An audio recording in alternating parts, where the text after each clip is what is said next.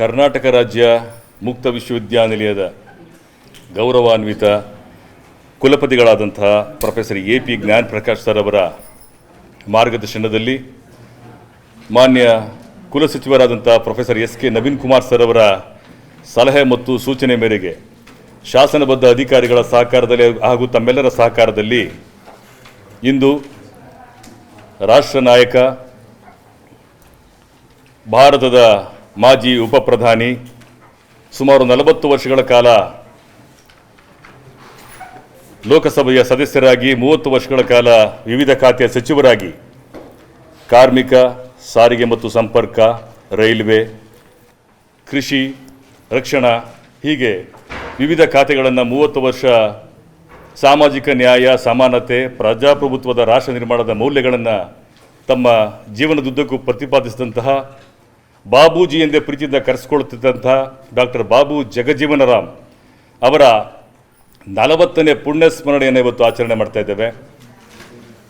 Doctor Babu Jagjivan Ram ಅವರು 1908 April 5ರಂದು Bihar ರಾಜ್ಯದ ಆಗಿನ ಶಹಾಬಾದ್, ಈಗಿನ ಭೋಜ್ಪುರ್ ಜಿಲ್ಲೆಯ ಚಂದ್ವಾ ಗ್ರಾಮದಲ್ಲಿ ಶೋಭಿರಾಮ್ ಮತ್ತು ವಾಸಂತಿ ದೇವಿಯ ದಂಪತಿಗಳ ಪುತ್ರರಾಗಿ ಜನಿಸ್ತಾರೆ.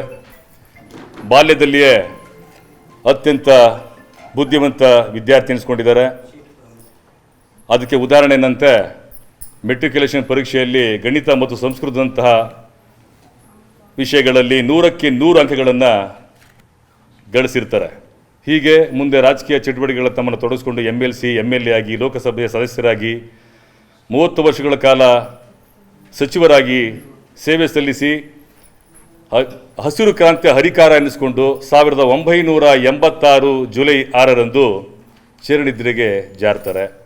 ಅವರ ಪಾರ್ಥಿವ ಶರೀರವನ್ನು ಅವರ ಹುಟ್ಟೂರಾದ ಚಂದ್ವಾ ಗ್ರಾಮದಲ್ಲಿ ಅವರ ಅಂತ್ಯಕ್ರಿಯೆಯನ್ನು ನೆರವೇರಿಸ್ತಾರೆ. ನಂತರ ಅವರ ನೆನಪಿಗಾಗಿ ದೆಹಲಿಯ ರಾಜ್ಘಾಟ್ನಲ್ಲಿ ಅವರ ಸ್ಮಾರಕವನ್ನು ನಿರ್ಮಾಣ ಮಾಡ್ತಾರೆ. ಇವತ್ತು ಅವರ 40ನೇ ಪುಣ್ಯ ಸ್ಮರಣೆಯನ್ನು ನಾವು ಆಚರಣೆ ಮಾಡ್ತಾ ಇದ್ದೇವೆ. ಮೊದಲಿಗೆ ಪ್ರಾರ್ಥನೆಯೊಂದಿಗೆ ಕಾರ್ಯಕ್ರಮವನ್ನು ಪ್ರಾರಂಭ ಮಾಡೋಣ. ಪ್ರಾರ್ಥನೆ ಸ್ಟುಡಿಯೋ ವಿಭಾಗದ ಶಿವಶಂಕರ್ DS ಅವರಿಂದ.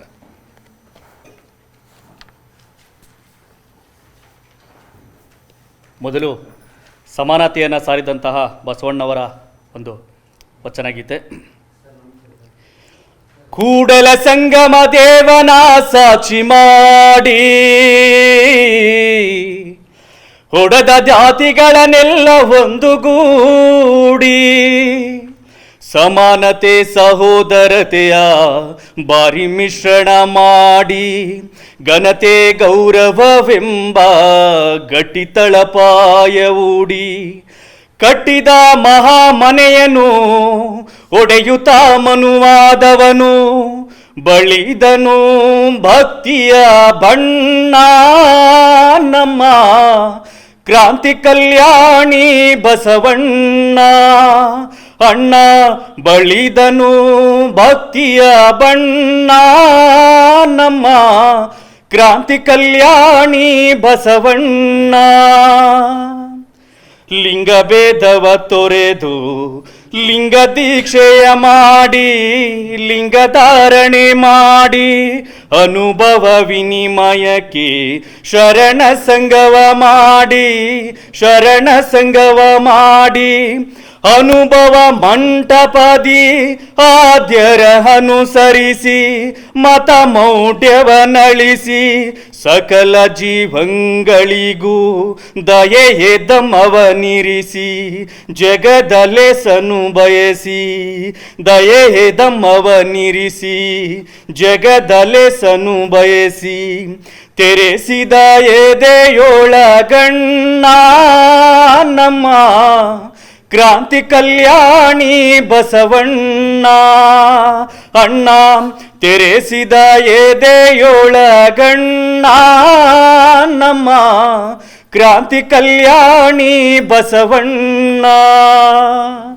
ಕೂಡಲ ಸಂಗಮ ದೇವನ ಸಾಕ್ಷಿ ಮಾಡಿ ಹೊಡೆದ ಜಾತಿಗಳನ್ನೆಲ್ಲ ಒಂದುಗೂಡಿ ಜಾತಿ ಭೇದವ ತೊರೆದು ಲಿಂಗ ದೀಕ್ಷೆಯ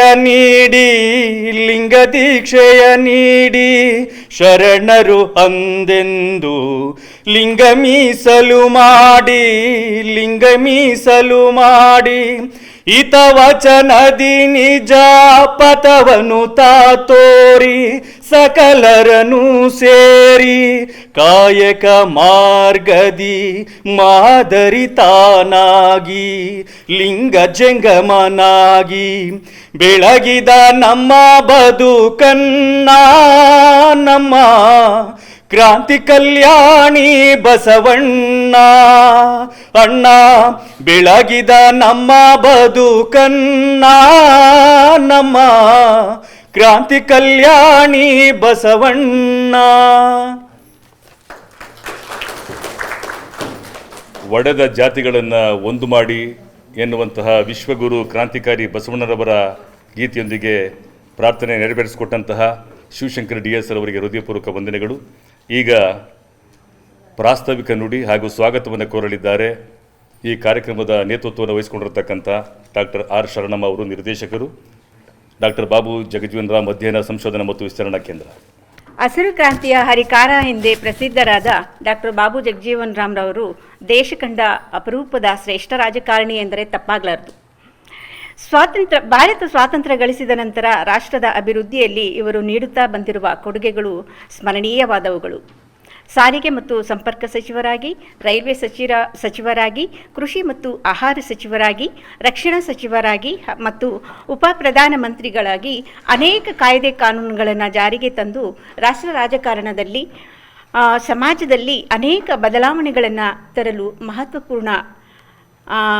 ಮಹತ್ವಪೂರ್ಣ ಪಾತ್ರ ವಹಿಸಿದ್ದಾರೆ.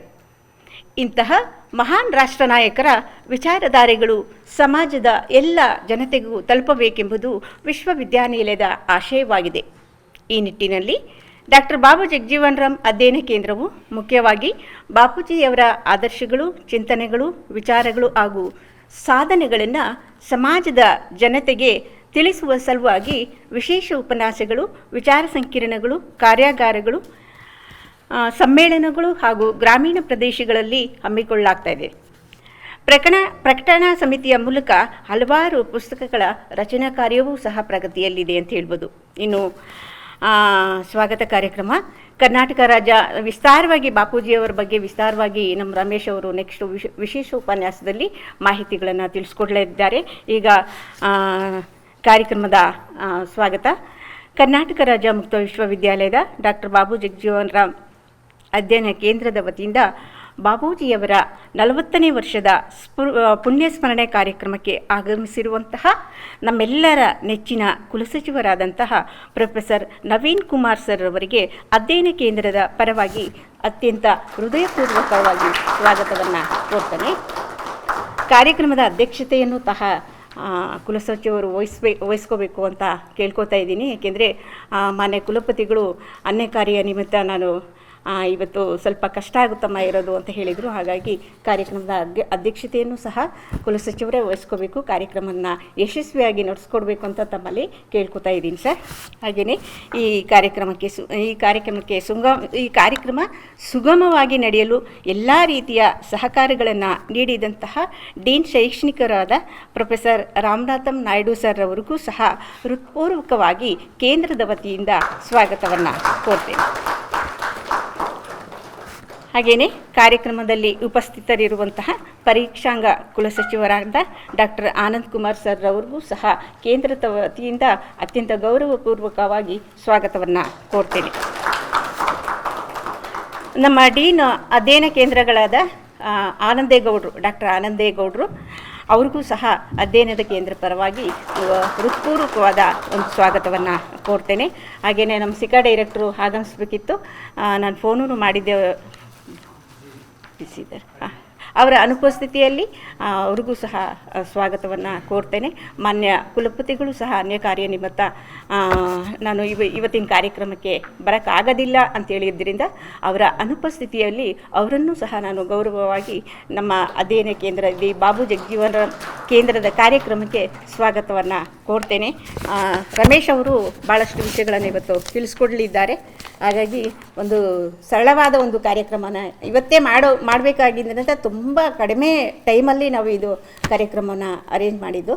ಹಾಗಾಗಿ ತಾವೆಲ್ಲರೂ ಬಂದಿದ್ದೀರಾ. ತಮಗೆಲ್ರಿಗೂ ಸಹ ಬೋಧಕೇತರ ಸಿಬ್ಬಂದಿ, ಆಮೇಲೆ ನಮ್ಮ ರಮೇಶ್ ಅವ್ರಿಗೂ ಸಹ ಕಾರ್ಯಕ್ರಮಕ್ಕೆ ವಿಶೇಷ ಉಪನ್ಯಾಸವನ್ನು ನೀಡೋದಕ್ಕೆ ಬಂದಿರುವಂಥ ರಮೇಶ್ ಅವ್ರಿಗೂ ಸಹ ನಮ್ಮ ಅಧ್ಯಯನ ಕೇಂದ್ರದ ಪರವಾಗಿ ಹೃತ್ಪೂರ್ವಕವಾದ ಸ್ವಾಗತವನ್ನು ಕೋರ್ತೇನೆ. ಹಾಗೆ ಸ್ಟುಡಿಯೋ ವಿಭಾಗದವರು ಇದ್ದಾರೆ, ಎಲ್ಲರೂ ಸಹ ಅವ್ರ ಸಹಕಾರ ನಮಗೆ ತುಂಬ ಮುಖ್ಯ. ಅವ್ರಿಗೂ ಸಹ ಸ್ವಾಗತವನ್ನು ಕೋರ್ತೇನೆ. ಹಾಗೆ ಎಲ್ಲ ಟೀಚರ್ಸು ಇದ್ದೀರಾ, ಹಾಗೆಯೇ ಸಿಬ್ಬಂದಿ ಅಧ್ಯಾಪಕರು ಮತ್ತು ಅಧ್ಯಾಪಕೇತರ ಸಿಬ್ಬಂದಿಗಳು ಸಹ ಇಲ್ಲಿದ್ದೀರಾ. ಅವ್ರಿಗೂ ಸಹ ನಮ್ಮ ಕೇಂದ್ರದ ಪರವಾಗಿ ಎಲ್ರಿಗೂ ಸಹ ಹೃತ್ಪೂರ್ವಕವಾದ ಸ್ವಾಗತವನ್ನು ನಾನು ಕೋರ್ತೇನೆ. ಎಲ್ರಿಗೂ ಸ್ವಾಗತ ಕೋರಿದಂಥ ಡಾಕ್ಟರ್ ಬಾಬು ಜಗಜೀವನ ರಾಮ್ ಅಧ್ಯಯನ ಸಂಶೋಧನಾ ಮತ್ತು ವಿಸ್ತರಣಾ ಕೇಂದ್ರದ ನಿರ್ದೇಶಕರಾದಂಥ ಡಾಕ್ಟರ್ ಆರ್ ಶರಣಮ್ಮರವರಿಗೆ ಹೃದಯಪೂರ್ವಕ ಸ್ವಾಗತವನ್ನು ಕೋರ್ತಾ ಇದ್ದೆ. ಈಗಾಗಲೇ ಬೆಳಿಗ್ಗೆ ರೈಲ್ವೆ ನಿಲ್ದಾಣದ ಬಳಿ ಇರುವ ಡಾಕ್ಟರ್ ಬಾಬು ಜಗಜೀವನ ರಾಮರವರ ಪುತ್ಥಳಿಗೆ ಮಾಲಾರ್ಪಣೆ ಮಾಡುವುದರ ಮೂಲಕ ಅವರ ಸ್ಮರಣೆ ಮಾಡಲಾಯಿತು. ಈಗ ಎಲ್ಲ ಗಣ್ಯರು ಡಾಕ್ಟರ್ ಬಾಬು ಜಗಜೀವನ ರಾಮ್ ಅವರ ಭಾವಚಿತ್ರಕ್ಕೆ ಪುಷ್ಪ ನಮನವನ್ನು ಸಲ್ಲಿಸಬೇಕು ಅಂತೇಳಿ ಕೋರ್ತಾ ಇದ್ದೇವೆ.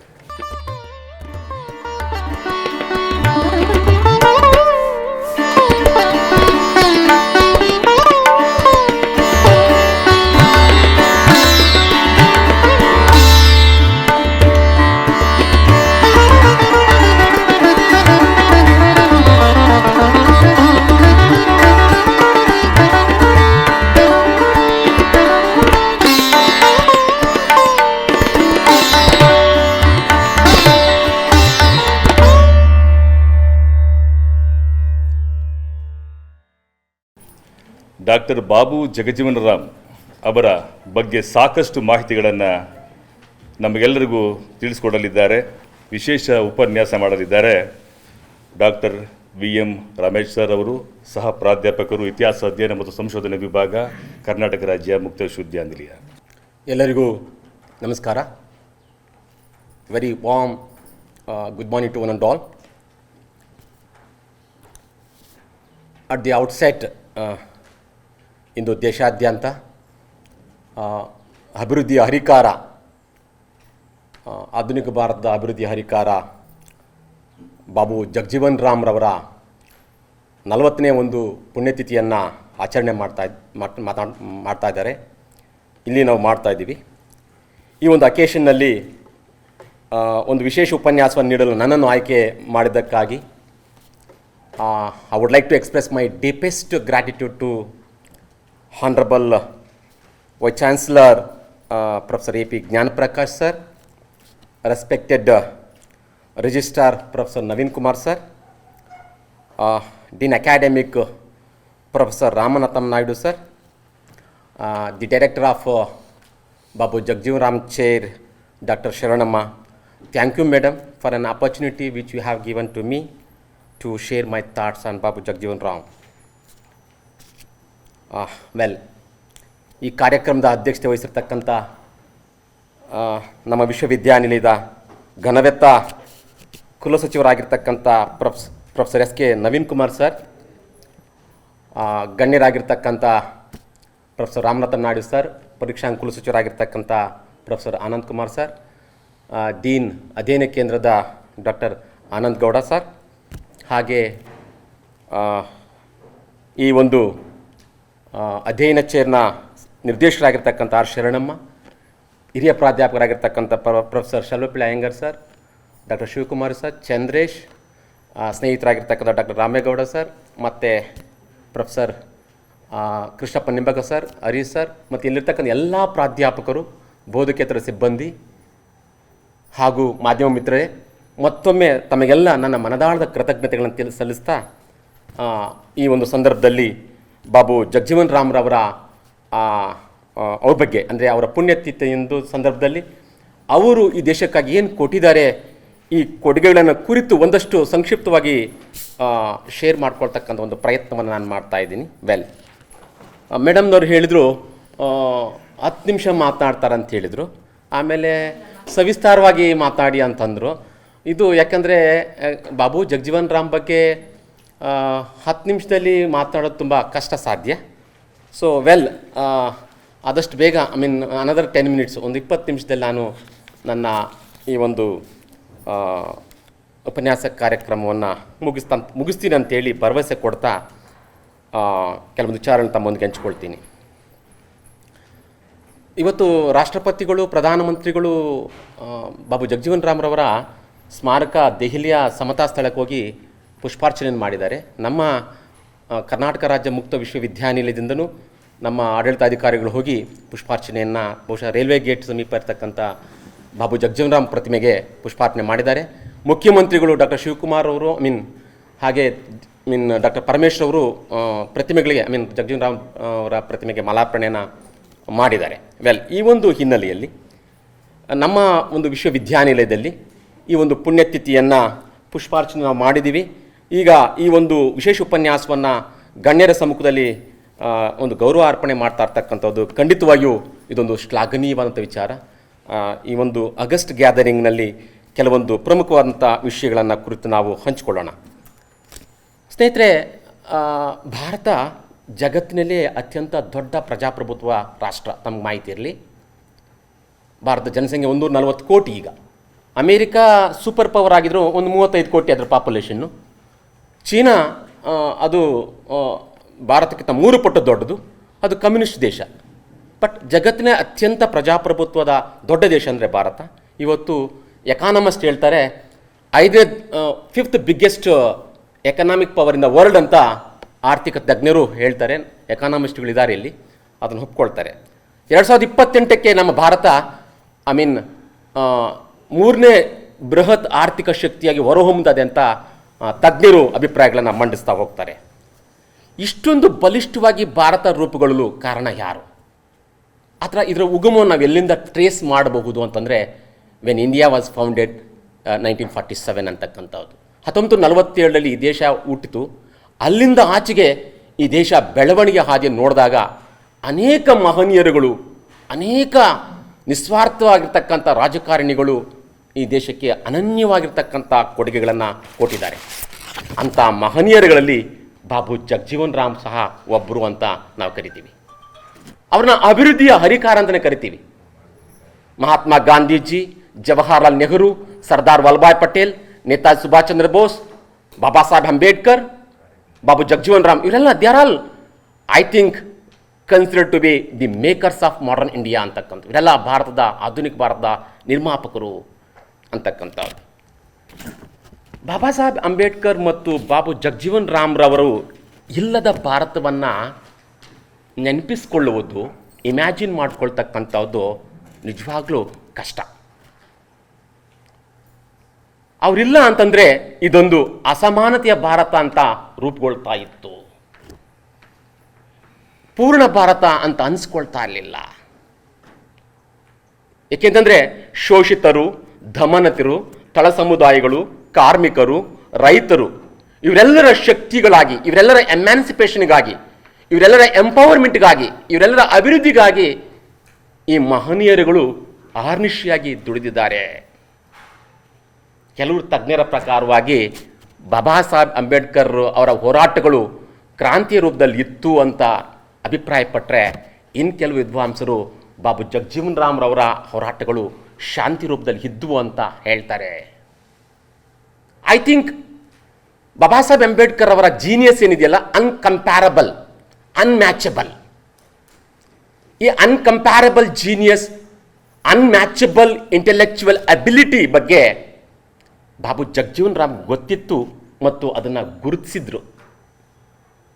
ಇಬ್ಬರನ್ನು ಕಂಪ್ಯಾರಿಸನ್ ಮಾಡ್ತಾ ಇಲ್ಲ ನಾನು, ಬಟ್ ಇಬ್ಬರು ಭಿನ್ನವಾದಂಥ unique personalities, marvellous personalities of modern India.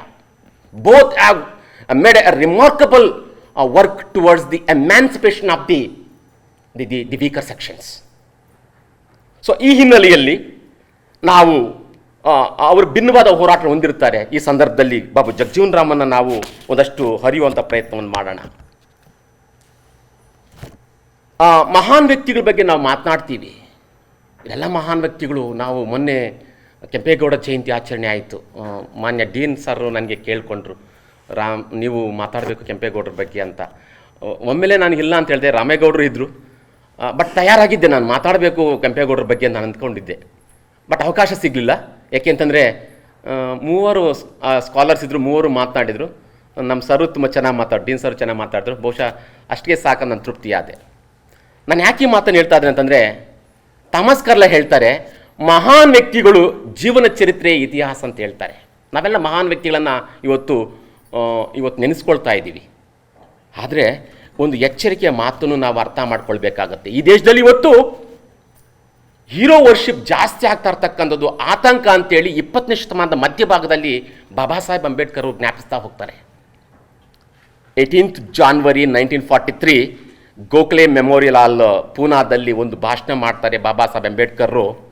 Ranade Gandhi Jinnah ಕುರಿತು ಹೇಳ್ತಾರೆ, ಈ ದೇಶ ನಾವು ಮಹಾನ್ ವ್ಯಕ್ತಿಗಳನ್ನು, ಅವರ ವಿಚಾರಧಾರೆಗಳನ್ನು ಅಳವಡಿಸ್ಕೊಳ್ಬೇಕು. We need to emulate the thoughts and ideas of the great personalities rather than the worship of them ಅಂತ.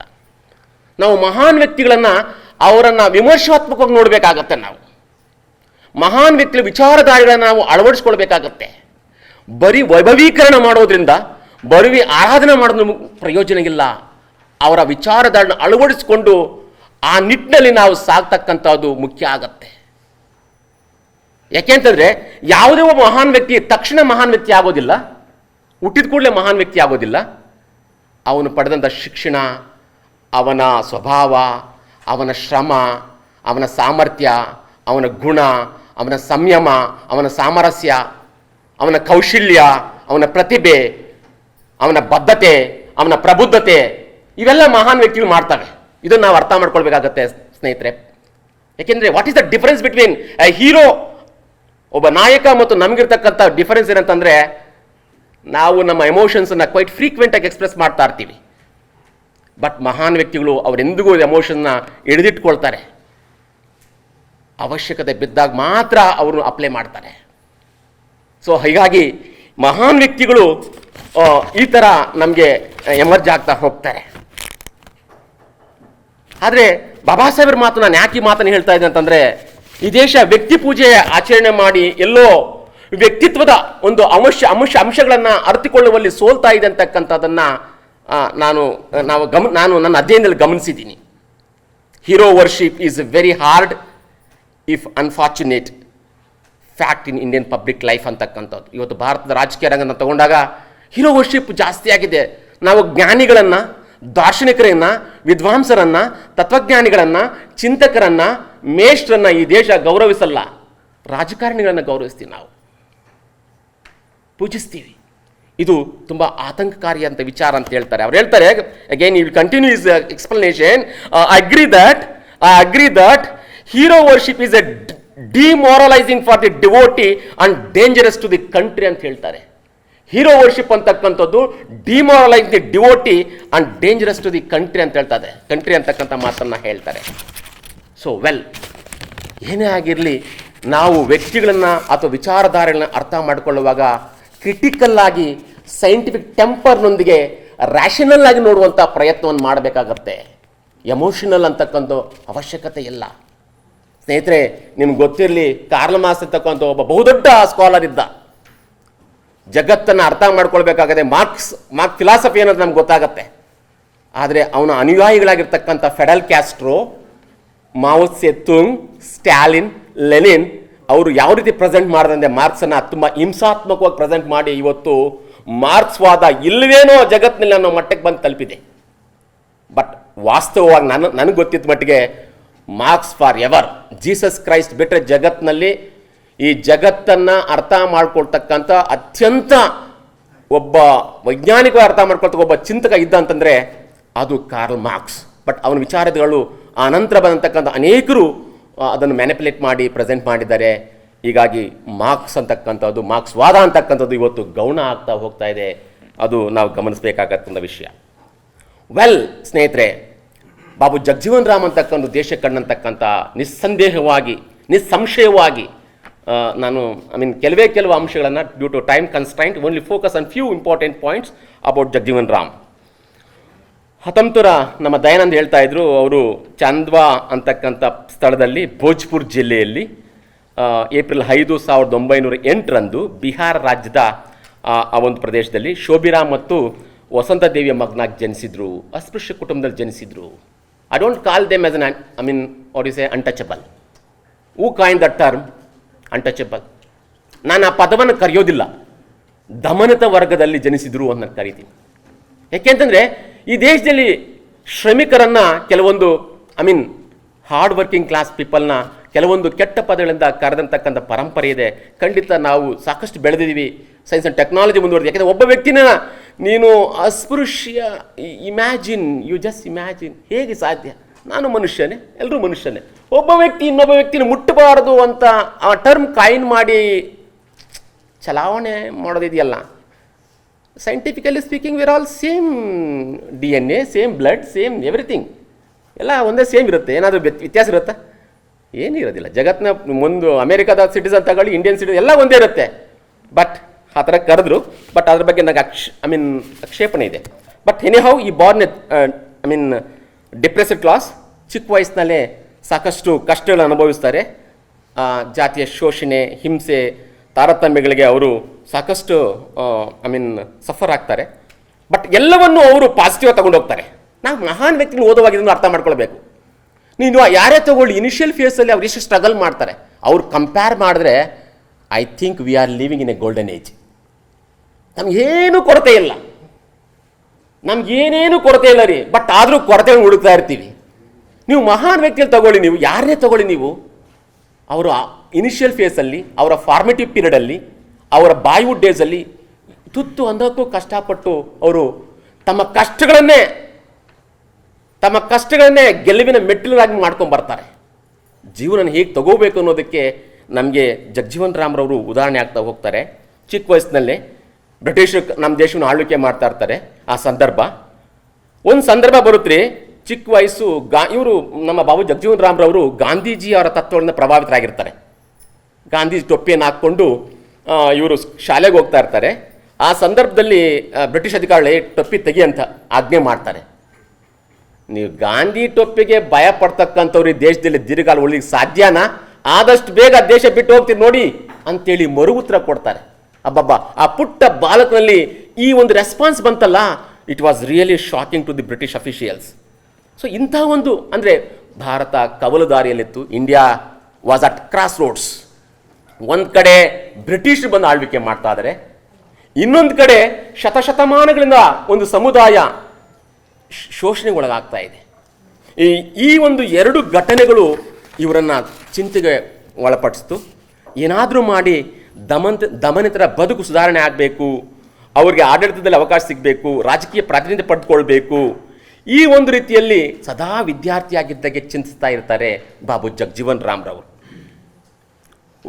ಒಂದ್ಸಲ ಮದನ್ ಮೋಹನ್ ಮಾಳವೀಯ, RSS ಅಥವಾ ರಾಷ್ಟ್ರೀಯ ಸ್ವಯಂ ಸೇವಕ ಸಂಘ ಅಥವಾ ಹಿಂದೂ ಮಹಾಸಭಾದ ಬಹುದೊಡ್ಡ ನಾಯಕರು, ಸ್ವತಂತ್ರ ಹೋರಾಟಗಾರರು, ಭಾರತ ರತ್ನ ಮದನ್ ಮೋಹನ್ ಮಾಳವೀಯ ಅವರು ಶಾಲೆಗೆ ಹೋಗ್ತಾರೆ.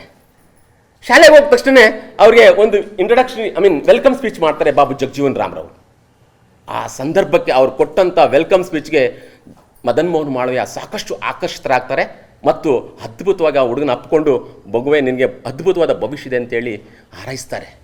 ಮುಂದೆ ಬಾಬು ಜಗಜೀವನ್ ರಾಮ್ರವರು ಬನಾರಸ್ ಹಿಂದೂ ಯೂನಿವರ್ಸಿಟಿ ಮತ್ತು ಕಲ್ಕತ್ತಾ ಯೂನಿವರ್ಸಿಟಿಗಳ ಶಿಕ್ಷಣವನ್ನು ಮುಂದುವರಿಸಲು ಇದೇ ಮದನ್ ಮೋಹನ್ ಮಾಳವೀಯ ಕಾರಣ, ಸ್ಫೂರ್ತಿ ಅಂತಕ್ಕಂಥದ್ದನ್ನು ನಾವು ಅರ್ಥ ಮಾಡ್ಕೊಳ್ಬೇಕಾಗತ್ತೆ.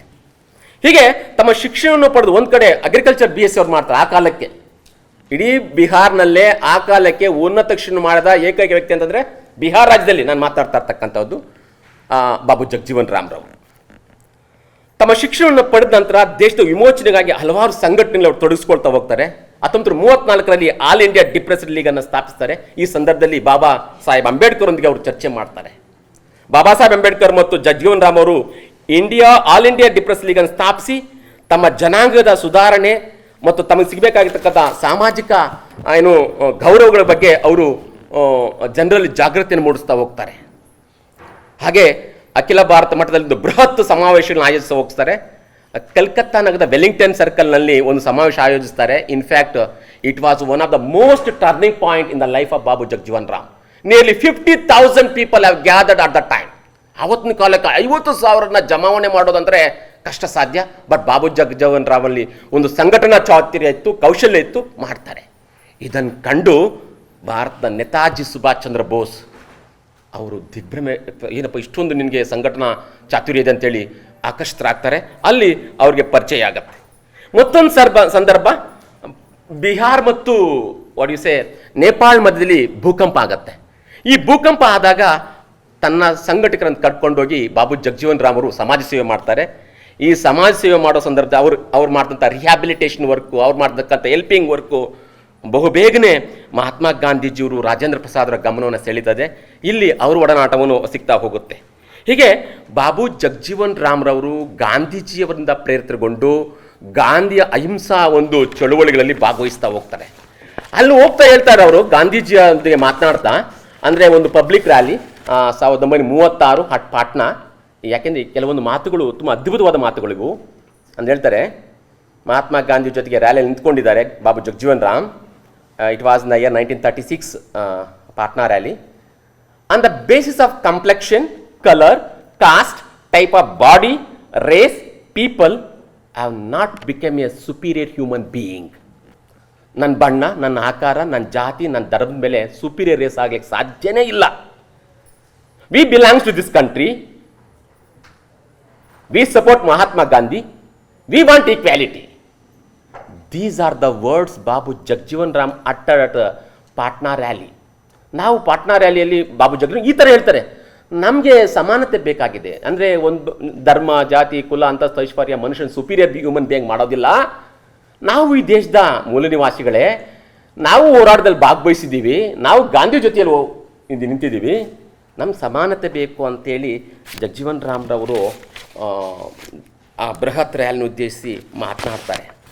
ಸ್ನೇಹಿತರೆ, ಒಟ್ಟಾರೆಯಾಗೆ ಬಾಬು ಜಗಜೀವನ್ ರಾಮ್ 36-37 ಹೊತ್ತಿಗೆ ಬಿಹಾರದಲ್ಲಿ ಮತ್ತು ಭಾರತ ಮಟ್ಟಿಗೆ ಬಹುದೊಡ್ಡ ನಾಯಕರಾಗಿ ಎಮರ್ಜ್ ಆಗ್ತಾ ಹೋಗ್ತಾರೆ. ಅಂದರೆ ಶೋಷಿತ ವರ್ಗಗಳ ಬಹುದೊಡ್ಡ ನಾಯಕರಾಗಿ ಹೊರಹೊಮ್ಮಿದ್ರು. 1946 ನೆಹರು ನಾಯಕತ್ವದಲ್ಲಿ ಇಂಟ್ರೀಮ್ ಗೌರ್ಮೆಂಟಲ್ಲಿ, ಅಂದರೆ ಮಧ್ಯಂತರ ಸರ್ಕಾರದಲ್ಲಿ ಬಾಬು ಜಗಜೀವನ್ ರಾಮ್ ಅಂತಕ್ಕಂಥವರು ಸಚಿವರಾಗ್ತಾರೆ, ಲೇಬರ್ ಮಿನಿಸ್ಟರ್ ಆಗ್ತಾರೆ. ಅಲ್ಲಿಂದ ನಿರಂತರವಾಗಿ ಅವರ ಪಯಣ ಸಾಗ್ತಾ ಹೋಗುತ್ತೆ. ಕಾರ್ಮಿಕ ಸಚಿವರಾಗ್ತಾರೆ, ಸ್ವತಂತ್ರ ಬಂದ ಮೇಲೆ ಕೈಗಾರಿಕೆಗಳಿಂದ ಸಚಿವರಾಗ್ತಾರೆ, ಟ್ರಾನ್ಸ್ಪೋರ್ಟೇಷನ್ ಕಮ್ಯುನಿಕೇಷನ್ ಮಿನಿಸ್ಟರ್ ಆಗ್ತಾರೆ, ರೈಲ್ವೆ ಮಿನಿಸ್ಟರ್ ಆಗ್ತಾರೆ, ಹೀಗೆ ಅಗ್ರಿಕಲ್ಚರ್ ಮಿನಿಸ್ಟರ್ ಆಗ್ತಾರೆ. ಅನೇಕ ಕೆಲಸಗಳನ್ನು ಮಾಡ್ತಾ ಹೋಗ್ತಾರೆ. ಅನೇಕ ಪ್ರೊಟೆಕ್ಟಿವ್ ಲಾಸನ್ನು ಅವರು ಜಾರಿಗೊಳಿಸ್ತಾ ಹೋಗ್ತಾರೆ. ಬಟ್ ಇಲ್ಲಿ ಎರಡನ್ನು ನಾನು ಫೋಕಸ್ ಮಾಡ್ತೀನಿ. ಒಂದು ಗ್ರೀನ್ ರೆವಲ್ಯೂಷನ್, ಮತ್ತೊಂದು 1971 ಇಂಡೋ ಪಾಕ್ ವಾರ್ ಅಂತ. ಸ್ನೇಹಿತರೆ, ನಾವು ಸಾಮಾನ್ಯ ಮಹಾನ್ ವ್ಯಕ್ತಿಗಳನ್ನ ಮಾತಾಡ್ತಾ ಇದ್ರೆ ಒಬ್ಬರನ್ನೇ ಫೋಕಸ್ ಮಾಡ್ತೀವಿ. ಬಟ್ ನಾನು ಅದನ್ನು ಇಷ್ಟಪಡೋದಿಲ್ಲ. ಯಾಕೆಂದರೆ ಒಬ್ಬ ಮಹಾನ್ ವ್ಯಕ್ತಿ ತನ್ನೊಬ್ಬನೇ ಆಗೋದಿಲ್ಲ, ಅವನಿಗೆ ಬೆಂಬಲನೂ ಇರ್ತಾರೆ.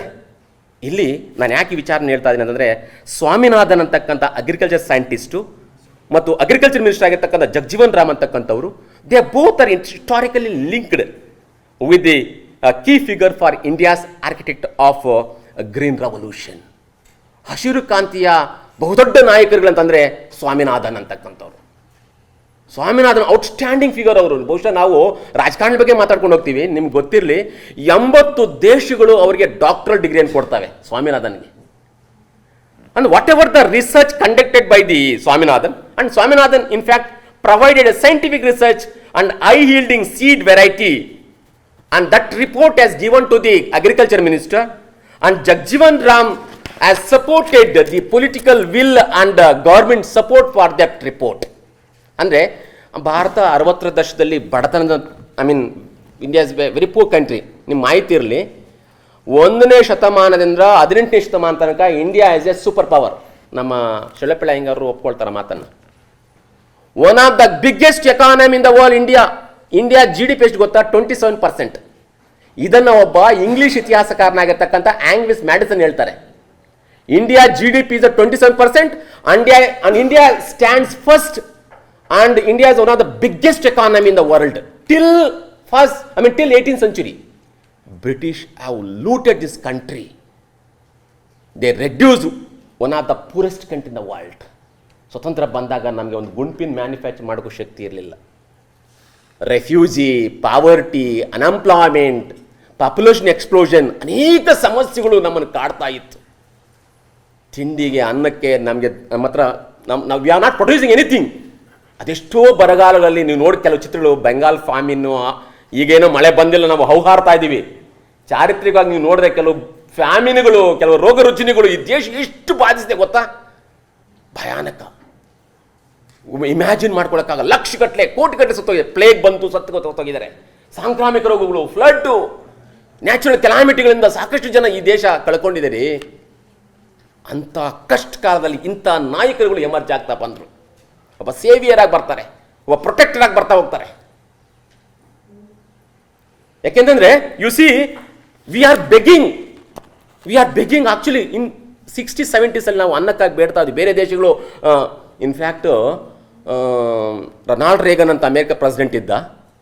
ಆ ರೊನಾಲ್ಡ್ ರೇಗನ್ನು ಅಲ್ಲಿ ದನಗಳಿಗಾಗೋಂಥ ಜೋಳನ ಅಲ್ಲಿ ಕಳಿಸ್ತಾ ಇದ್ದ. ದುರಂತ ಏನು ಗೊತ್ತಾ? ಆ ಜೋಳ ಹಾಕೋದು, ದನಗಳು ಹಾಕೋದು ಅಮೇರಿಕಾದಲ್ಲಿ ವಿಧಿ ಇಲ್ಲದೆ ಅದನ್ನು ನಮ್ಮ ದೇಶಕ್ಕೆ ಸರ್ಕ್ಯುಲೇಟ್ ಮಾಡ್ತಾ ಇದ್ರು ನಮ್ಮಲ್ಲಿ. ಅಂದರೆ ಅಷ್ಟು ಕಷ್ಟದ ಪರಿಸ್ಥಿತಿಯಲ್ಲಿ ನಾವಿದ್ದೀವಿ. ಸೊ ಇಂಥ ಸಂದರ್ಭದಲ್ಲಿ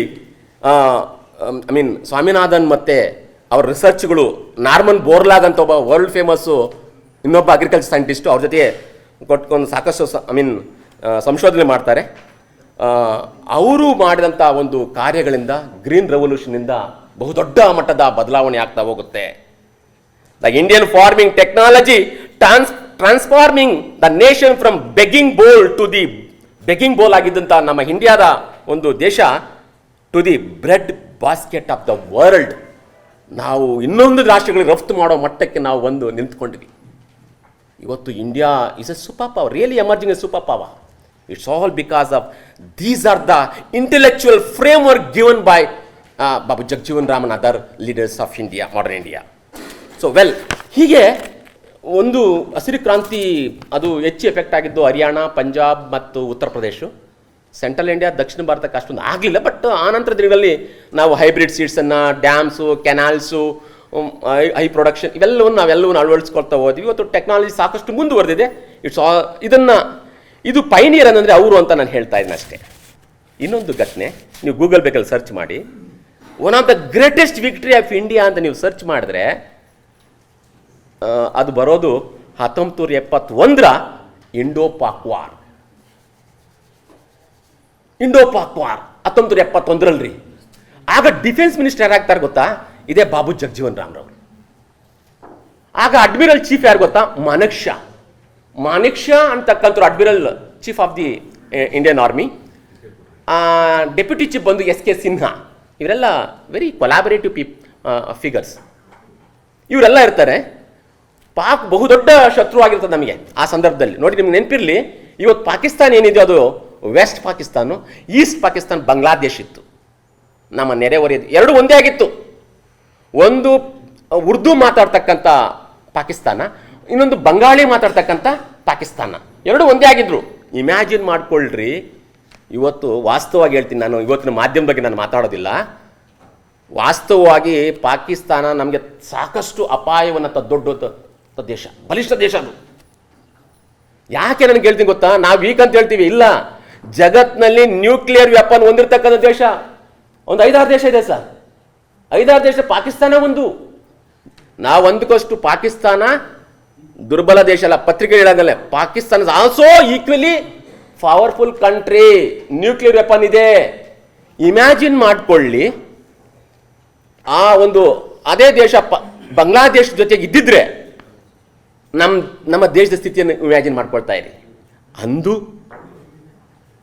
ಬಾಬು ಜಗಜೀವನ್ ರಾಮ್ ರವರು, ಶ್ರೀಮಾತಾ ಇಂದಿರಾ ಗಾಂಧಿ ಅವರು ಪ್ರೈಮ್ ಮಿನಿಸ್ಟರ್ ಆಗಿದ್ದರು. ಆ ಸಂದರ್ಭದಲ್ಲಿ ಇವರು ಯುದ್ಧವನ್ನು ಘೋಷಿಸ್ತಾರೆ 1971ರಲ್ಲಿ.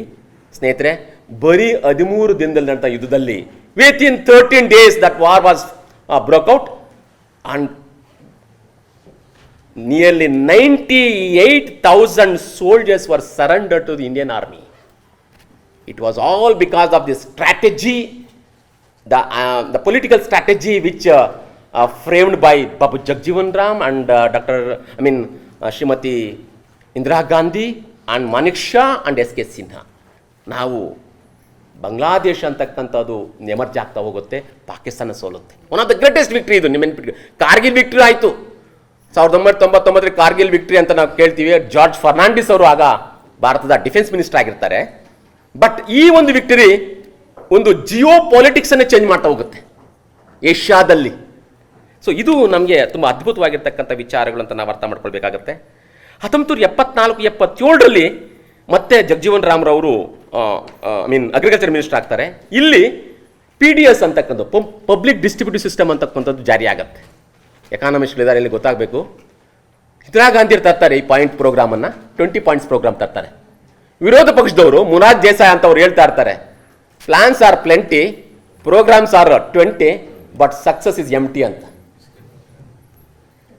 ಬಟ್ ಈ PDS ಮುಖಾಂತರವಾಗಿ ಈ ದೇಶದ ಬಡತನವನ್ನ, ಈ ದೇಶದ ಜನರ ಬದುಕನ್ನ, ಆರ್ಥಿಕ ಬದುಕನ್ನ ತುಂಬ ಸಂಪೂರ್ಣವಾಗಿ ಬದಲಾದಂಥ ಒಂದು ಸಂದರ್ಭವನ್ನು ನಾವು ಕಾಣ್ತಾ ಹೋಗ್ತೀವಿ. ಇದಾದ್ಮೇಲೆ ಸ್ನೇಹಿತರೆ 77 ಮತ್ತು 79ರಲ್ಲಿ ಬಾಬು ಜಗಜೀವನ್ ರಾಮ್ರವರು ಪ್ರಧಾನಿ ಆಗ್ತಕ್ಕಂಥ ಎಲ್ಲ ಲಕ್ಷಣ ಗೋಚರಿಸುತ್ತೆ. 75ರಲ್ಲಿ ಎಮರ್ಜೆನ್ಸಿ ಆಗತ್ತೆ.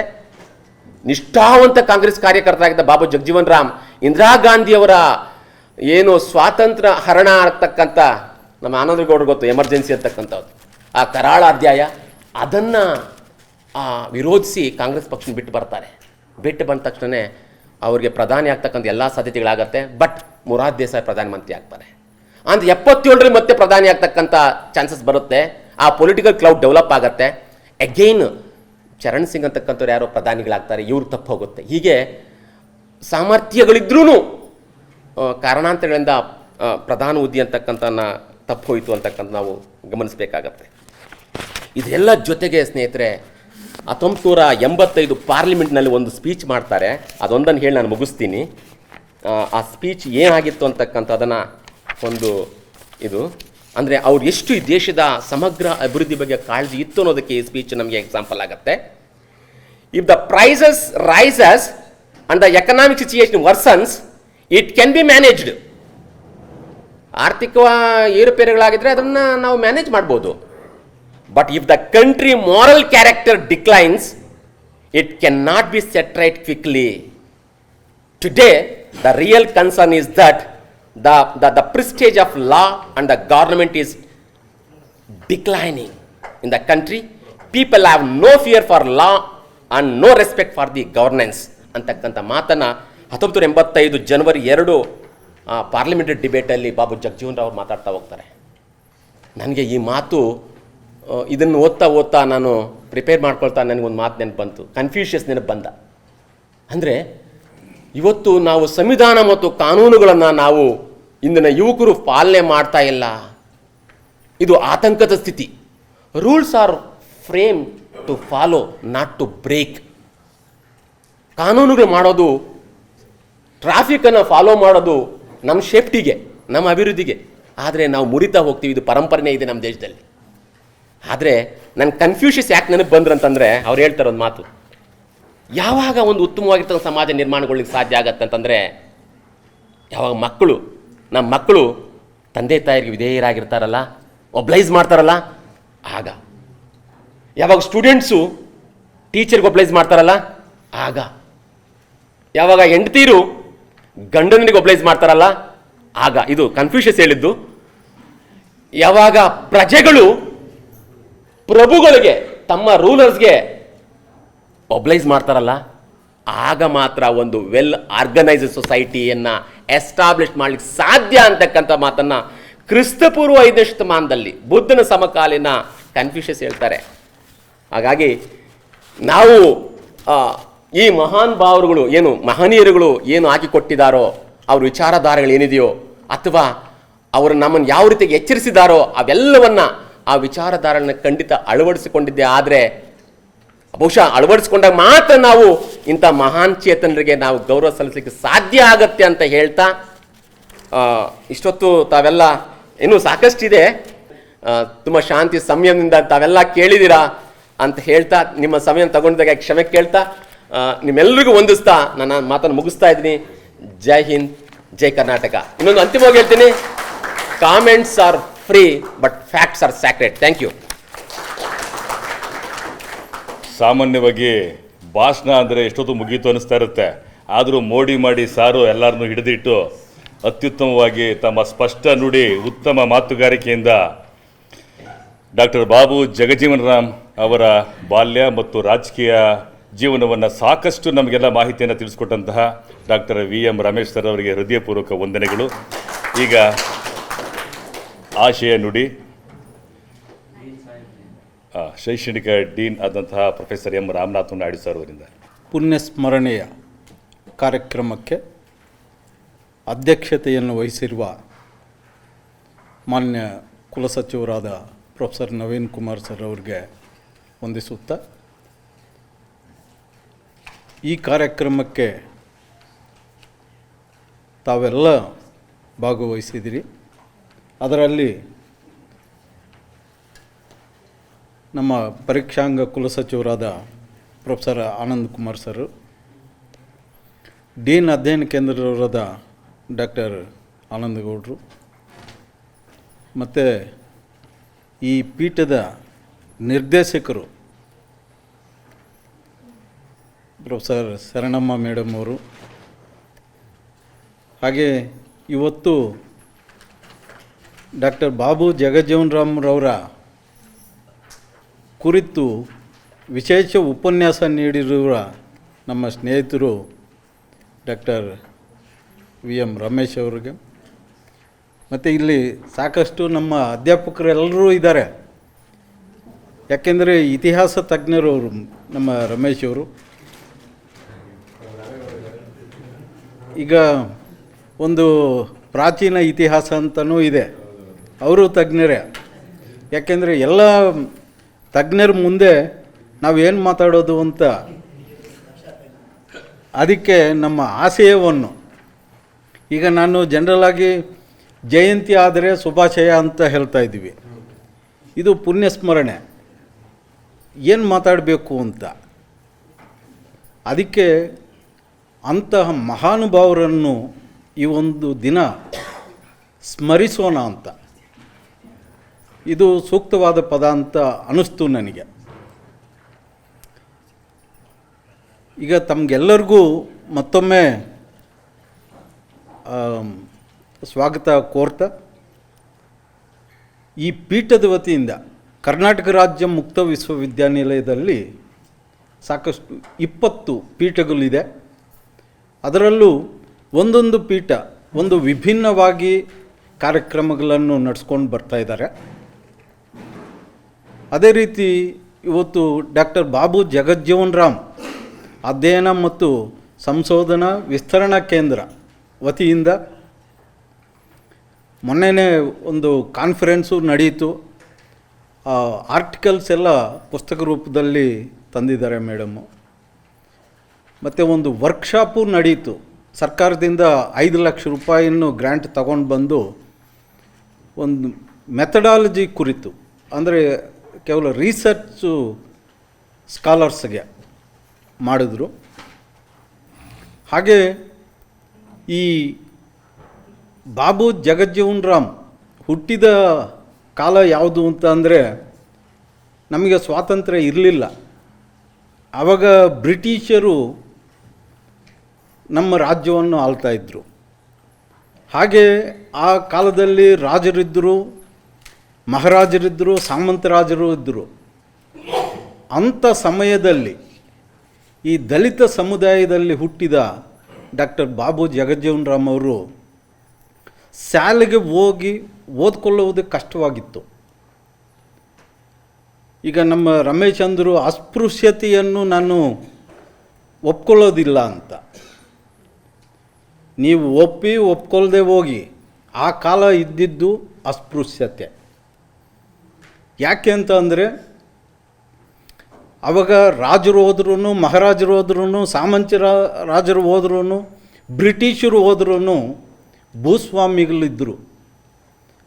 ಅವರು ಊರು ಒಳಗಡೆ ಬರೋಂಗಿಲ್ಲ ದಲಿತರು, ಮತ್ತು ಚಪ್ಪಲಿ ಹಾಕ್ಕೊಂಡು ಬರೋಂಗಿಲ್ಲ, ಗುಡಿಗೂ ಬರೋಂಗಿಲ್ಲ. ಈ ರೀತಿ ಇದ್ದಾಗ ನಾವು ಅಸ್ಪೃಶ್ಯತೆ ಅನ್ನೋದು ಆ ಪದ ಎಲ್ಲ ನಿಜ, ಈಗ ಸ್ವಲ್ಪ ಕಡಿಮೆ ಆಗಿದೆ ಅಷ್ಟೇ, ಇನ್ನೂ ಇದೆ ಆದರೆ ಕಡಿಮೆ ಆಗಿದೆ. ಈ ರೀತಿ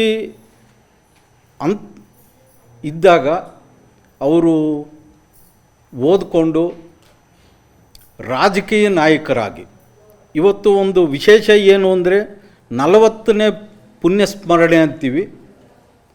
ಹಾಗೆ ಅವರು ರಾಜಕೀಯಕ್ಕೆ ಬಂದು 40 ವರ್ಷ ಎಲ್ಲ ವಿವಿಧ ಶಾಖೆಗಳಲ್ಲಿ ಸಚಿವರಾಗಿ ಕೆಲಸ ಮಾಡಿ ಅವ್ರದ್ದೇ ಆದಂತಹ ಕೊಡುಗೆಯನ್ನು ನೀಡಿದ್ದಾರೆ.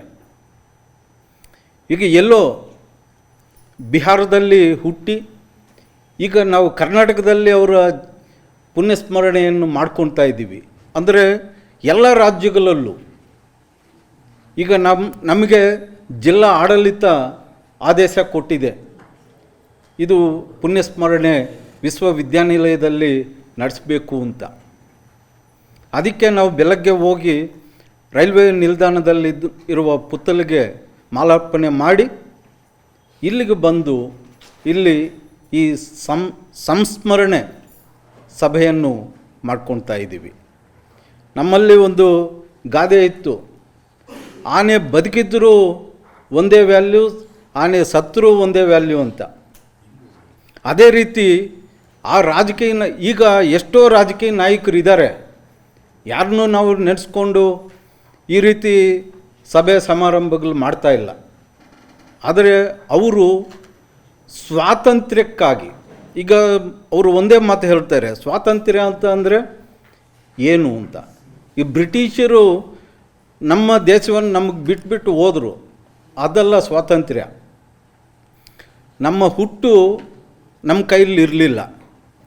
ಈಗ ನಾವು ಯಾವ ರೀತಿ ದೇಶಕ್ಕೆ ಸೇವೆ ಮಾಡ್ತೀವಿ ಅನ್ನೋದು ನಮ್ಮ ಕೈಯಲ್ಲಿದೆ. ಆ ರೀತಿ ಅವರು ಸಾಕಷ್ಟು ಕೊಡುಗೆಗಳನ್ನು ದೇಶಕ್ಕೆ ನೀಡಿರೋದರಿಂದ ವಿಶ್ವವಿದ್ಯಾನಿಲಯ ಮಟ್ಟದಲ್ಲಿ ನಾವು ಅಂಥ ಮಹಾನುಭಾವರನ್ನು ಸ್ಮರಿಸ್ತಾ ಇದ್ದೀವಿ. ಈಗ ನಮ್ಮ ಆಂಧ್ರ ವಿಶ್ವವಿದ್ಯಾನಿಲಯದಲ್ಲಿ ಅವರಿಗೆ ಗೌರವ ಡಾಕ್ಟರೇಟನ್ನು ನೀಡಿ ಸನ್ಮಾನಿಸಿದೆ. ಈ ಸಭೆಯಲ್ಲಿ ಅದೊಂದು ನೆನಪಿಸೋಕ್ಕೆ ನನಗೆ ಒಂದು ಅವಕಾಶ ಬಂದಿದ್ದಕ್ಕೆ ತಮಗೆಲ್ಲರಿಗೂ ಧನ್ಯವಾದ ತಿಳಿಸ್ತೀನಿ. ಈ 2 ಮಾತುಗಳು ಮಾತಾಡಿದ್ದಕ್ಕೆ ತಮಗೆ ಧನ್ಯವಾದ ತಿಳಿಸ್ತಾ ನಮಸ್ಕಾರ. ಕಾರ್ಯಕ್ರಮದ ಬಗ್ಗೆ ಹಾಗೂ ಡಾಕ್ಟರ್ ಬಾಬು ಜಗಜೀವನರಾಮ್ ಅವರ ಬಗ್ಗೆ ಸಾಕಷ್ಟು ಮಾಹಿತಿಗಳನ್ನು ನೀಡಿದಂತಹ ನಮ್ಮ ವಿಶ್ವವಿದ್ಯಾನಿಲಯದ ಶೈಕ್ಷಣಿಕ ಡೀನ್ ಆದಂತಹ professor M Ramanatham Naidu sir ಅವರಿಗೆ ಹೃದಯಪೂರ್ವಕ ವಂದನೆಗಳು.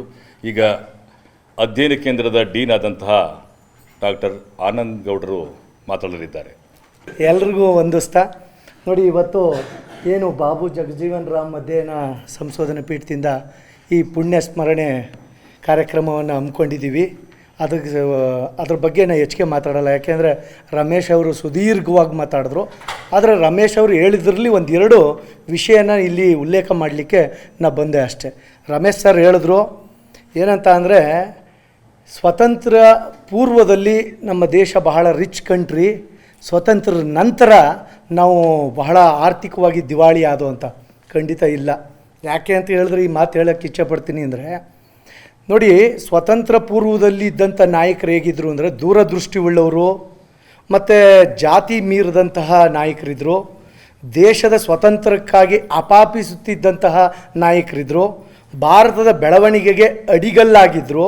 ಸಮಾಜವನ್ನು ಅರ್ಥ ಮಾಡಿಕೊಂಡಿದ್ದಂಥ ವ್ಯಕ್ತಿತ್ವ ಇದ್ದವರು ಇದ್ದರು. ಆದರೆ ಇತ್ತೀಚೆಗೆ ನೋಡಿ ಇವ್ರು ಹೇಳಿದ್ರು, ಅವ್ರನ್ನ ಹಸಿರು ಕ್ರಾಂತಿ ಹರಿಕಾರ ಅಂತ ಹೇಳ್ತೀವಿ. ನಾ ಇವತ್ತು ಅವ್ರ ಬಗ್ಗೆ ಮಾತಾಡಲ್ಲ, ಯಾಕೆಂದರೆ ತುಂಬ ಮಾತಾಡಿದ್ದಾರೆ, ಎಲ್ರಿಗೂ ಗೊತ್ತಿರೋ ವಿಚಾರ. ಅದರ ವಿರುದ್ಧ ದಿಕ್ಕಿನಲ್ಲೂ ಹೋಗ್ತಾ ಇದ್ದೀನಿ ನಾನು. ಅವ್ರು ಕೊಟ್ಟಿರೋದನ್ನ ನಾವು ಎಷ್ಟು ಮಟ್ಟಿಗೆ ಬಳಸ್ಕೊತಾ ಇದ್ದೀವಿ ಅನ್ನೋದು ನೋಡಿ. ಒಂದು ಕಡೆ ಹೇಳ್ತಾರೆ, ಯಾರು ಲಾರ್ಡ್ ಬ್ರೈಸ್ ಏನಂತ ಹೇಳ್ತಾರೆ ಅಂತ ಹೇಳಿದ್ರೆ, ಪಾರ್ಟಿಸಿಪೇಷನ್ ಬಗ್ಗೆ ಮಾತಾಡ್ತಾರೆ ಅವರು. ನೋಡಿ, ಎಲ್ಲಿ ಗುಡ್ ಪಾರ್ಟಿಸಿಪೇಷನ್ ಇರುತ್ತೋ ಅಲ್ಲಿ ಸಮಾಜವನ್ನು ಒಂದು ಉನ್ನತವಾದಂತಹ ದಿಕ್ಕಕ್ಕೆ ತಗೋ ಹೋಗ್ಬೋದು ಅಂತ ಹೇಳ್ತಾರೆ.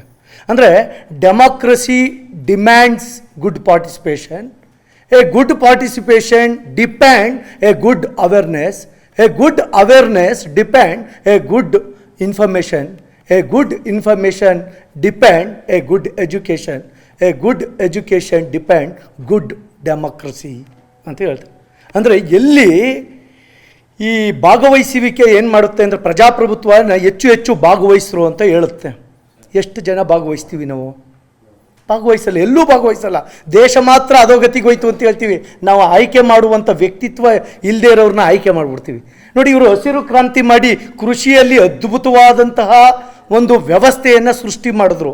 ಆದರೆ ನಾವೇನು ಮಾಡ್ದೋ, ಈ ಕೃಷಿಗೆ ವಿರುದ್ಧವಾದಂತಹ ಯೂರಿಯಾ, ಪೊಟಾಸ್, ಈ DAPಗಳನ್ನ ಮಾರಾಟ ಮಾಡ್ತಕ್ಕಂಥ ಅಯೋಗ್ಯರನ್ನು ನಾವು ಆಯ್ಕೆ ಮಾಡಿ ಬಿಸ್ನೆಸ್ಮನ್ ಯಾರಾದರೂ ನೀವು ನೋಡಿ, ಲೋಕಸಭಾ, ರಾಜ್ಯಸಭಾ, ಪಂಚಾಯತ್, ನಮ್ಮಲ್ಲಿ 3 ಟೈರ್ ಸಿಸ್ಟಮ್ ಇದೆ. ಯಾವುದು? Local self government and state government and central government. ಈ ಮೂರನ್ನು ನೋಡಿದಾಗ ನೀವು ಅವಲೋಕನ ಮಾಡಿ ನೋಡಿ, ಯಾವಾಗ ಪೋಸ್ಟ್ ಇಂಡಿಪೆಂಡೆನ್ಸ್ ಅಂದರೆ ನಾವು ಸ್ವತಂತ್ರ ತಗೊಂಡು ನಂತರ ಇದ್ದಂಥ ಒಂದು ವ್ಯವಸ್ಥೆಯನ್ನು ನಾವು ಗಮನಿಸ್ತಾ ಹೋದಾಗ ಬಂದಿರೋರು ಮ್ಯಾಕ್ಸಿಮಮ್ ಪೀಪಲ್ ಎಲ್ಲ ಬಿಸ್ನೆಸ್ಮನ್ಗಳೇ. ಅವ್ರನ್ನ ನಾವು ಕೊಟ್ಬಿಟ್ಟು ನಮ್ಮ ದೇಶ ಅಧೋಗತಿಗೆ ಹೋಯ್ತು, ನಮ್ಮ ಬಡತನ ಬಂತು ಅಂದರೆ ಬರ್ದೇನೆ ಇರುತ್ತಾ? ಇದನ್ನು ನಾವು ಆಲೋಚನೆ ಮಾಡಬೇಕು. ಎರಡನೇದೇನು ಅಂತ ಹೇಳಿದ್ರೆ, ನೋಡಿ, ಸ್ವತಂತ್ರ ಬರೋಕ್ಕೂ ಮೊದಲು ನಿಮ್ಗೊಂದು ಪ್ರಶ್ನೆ, ಎಷ್ಟು ಜನ ನೀವು ಅರ್ಥ ಮಾಡ್ಕೊಂಡಿದ್ದೀರಿ ಅಂತ ನೀವು ಓದಿ. ಆರ್ಟಿಕಲ್ 32 ಸಬ್ ಕ್ಲಾಸ್ 3 ಅದನ್ನು ನೀವು ನೋಡಬೇಕಾಯ್ತದೆ.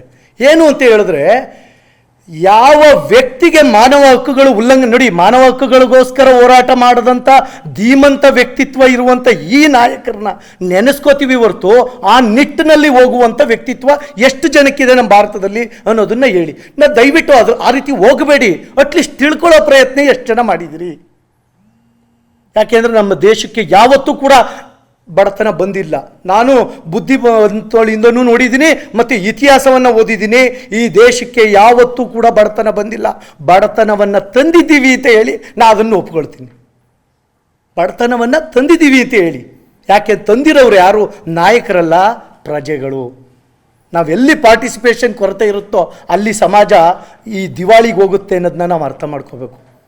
ನೋಡಿ, ನಾವು ಸ್ವತಂತ್ರವನ್ನು ಸಂವಿಧಾನವನ್ನು ರಚನೆ ಮಾಡಬೇಕಾದ್ರೆ ಡಾಕ್ಟರ್ BR ಅಂಬೇಡ್ಕರ್ ಅವರು ಒಳ್ಳೆ ಅದ್ಭುತವಾದಂಥ 60ಕ್ಕೂ ಹೆಚ್ಚು ರಾಷ್ಟ್ರಗಳ ಸಂವಿಧಾನವನ್ನು ಅರ್ಥೈಸ್ಕೊಂಡು ಅವರು ಶೋಷಣೆಗೊಳಗಾಗಿದ್ದಂಥ ಎಲ್ಲ ಅನುಭವಗಳನ್ನು ಸಂವಿಧಾನದ ಮೂಲಕ ದಾರಿ ಎರಿತಾ ಹೋಗ್ತಾರೆ. ಆದರೆ ಆ ಸಂವಿಧಾನವನ್ನು ಕೆಲವು ಪ್ರಶ್ನೆ ಮಾಡ್ತಾರೆ, ಇನ್ನು ಕೆಲವರು ಅಂಬೇಡ್ಕರ್ ಅವ್ರನ್ನ ಜಾತೀಯತೆಯಲ್ಲಿ ನೋಡಿ ಆ ಸಂವಿಧಾನವನ್ನು ವಿರೋಧಿಸುವಂಥ ಕೆಟ್ಟ ಜನಗಳು ಈ ಸಮಾಜದಲ್ಲಿ ಎಲ್ಲಿವರೆಗೂ ಇರ್ತಾರೋ ಈ ಸಮಾಜ ಬೆಳವಣಿಗೆ ಆಗಕ್ಕೆ ಸಾಧ್ಯನೇ ಇಲ್ಲ. ನೋಡಿ, ನಾನು ಒಂದು ಹೇಳ್ತಾ ಡಿವಿಯೇಷನ್ ಆಯಿತು. ಆರ್ಟಿಕಲ್ 32 ಏನು ಹೇಳುತ್ತೆ? ಪ್ರತಿಯೊಬ್ಬ ವ್ಯಕ್ತಿಗೂ ಕೂಡ ಮಾನವ ಹಕ್ಕುಗಳು ಉಲ್ಲಂಘನೆ ಆದಾಗ ಆರ್ಟಿಕಲ್ 32 ಅಲ್ಲಿ ನೀವು ಎಲ್ಲೋಗ್ತೀರಿ? ಸುಪ್ರೀಂ ಕೋರ್ಟಲ್ಲಿ ರಿಟ್ ಅರ್ಜಿಯನ್ನು ಹಾಕ್ಕೊಂಡು ನಮ್ಮನ್ನು ನಾವು ಕಾಪಾಡ್ಕೋತೀವಿ. ಆರ್ಟಿಕಲ್ 226 ಅಡಿಯಲ್ಲಿ ಯಾರೂ ಕೂಡ ಡೆಲ್ಲಿಗೆ ಹೋಗೋಕ್ಕಾಗಲ್ಲ, ಅದರಿಂದ ಒಂದು ಅವಕಾಶವನ್ನು ಕೊಡಿ ಅಂತ ಹೇಳಿ ಹೈಕೋರ್ಟಿಗೆ ಕೊಟ್ಟರು. ನೀವೇ ಹೇಳಿ, ಒಂದು ವೇಳೆ ನಾನು ಇವತ್ತು 2.5 ಲಕ್ಷ ಸಂಬಳ ತಗೋತೀನಿ, ಈ ಯೂನಿವರ್ಸಿಟಿಲಿ ಏನಾದರೂ ಅಕಸ್ಮಾತು ನನ್ನನ್ನು ತೆಗೆದ್ರೆ, ಯಾವುದಾದ್ರು ವಿಚಾರ ಇಟ್ಕೊಂಡು ತೆಗೆದುಬಿಟ್ರು ಅಂದ್ಕೊಂಡ್ರೆ, ನಾವು ಉದಾಹರಣೆ ಕೊಡ್ತಿರೋದು, ಯಾರೂ ನಾನು ತೆಗಿಯಲ್ಲ. ಯಾಕೆಂದರೆ ಎಲ್ಲಿವರೆಗೆ ನಮ್ಮ ವ್ಯಕ್ತಿತ್ವ ಚೆನ್ನಾಗಿರುತ್ತೋ ಅಲ್ಲಿವರೆಗೆ ತೆಗಿಯಲ್ಲ.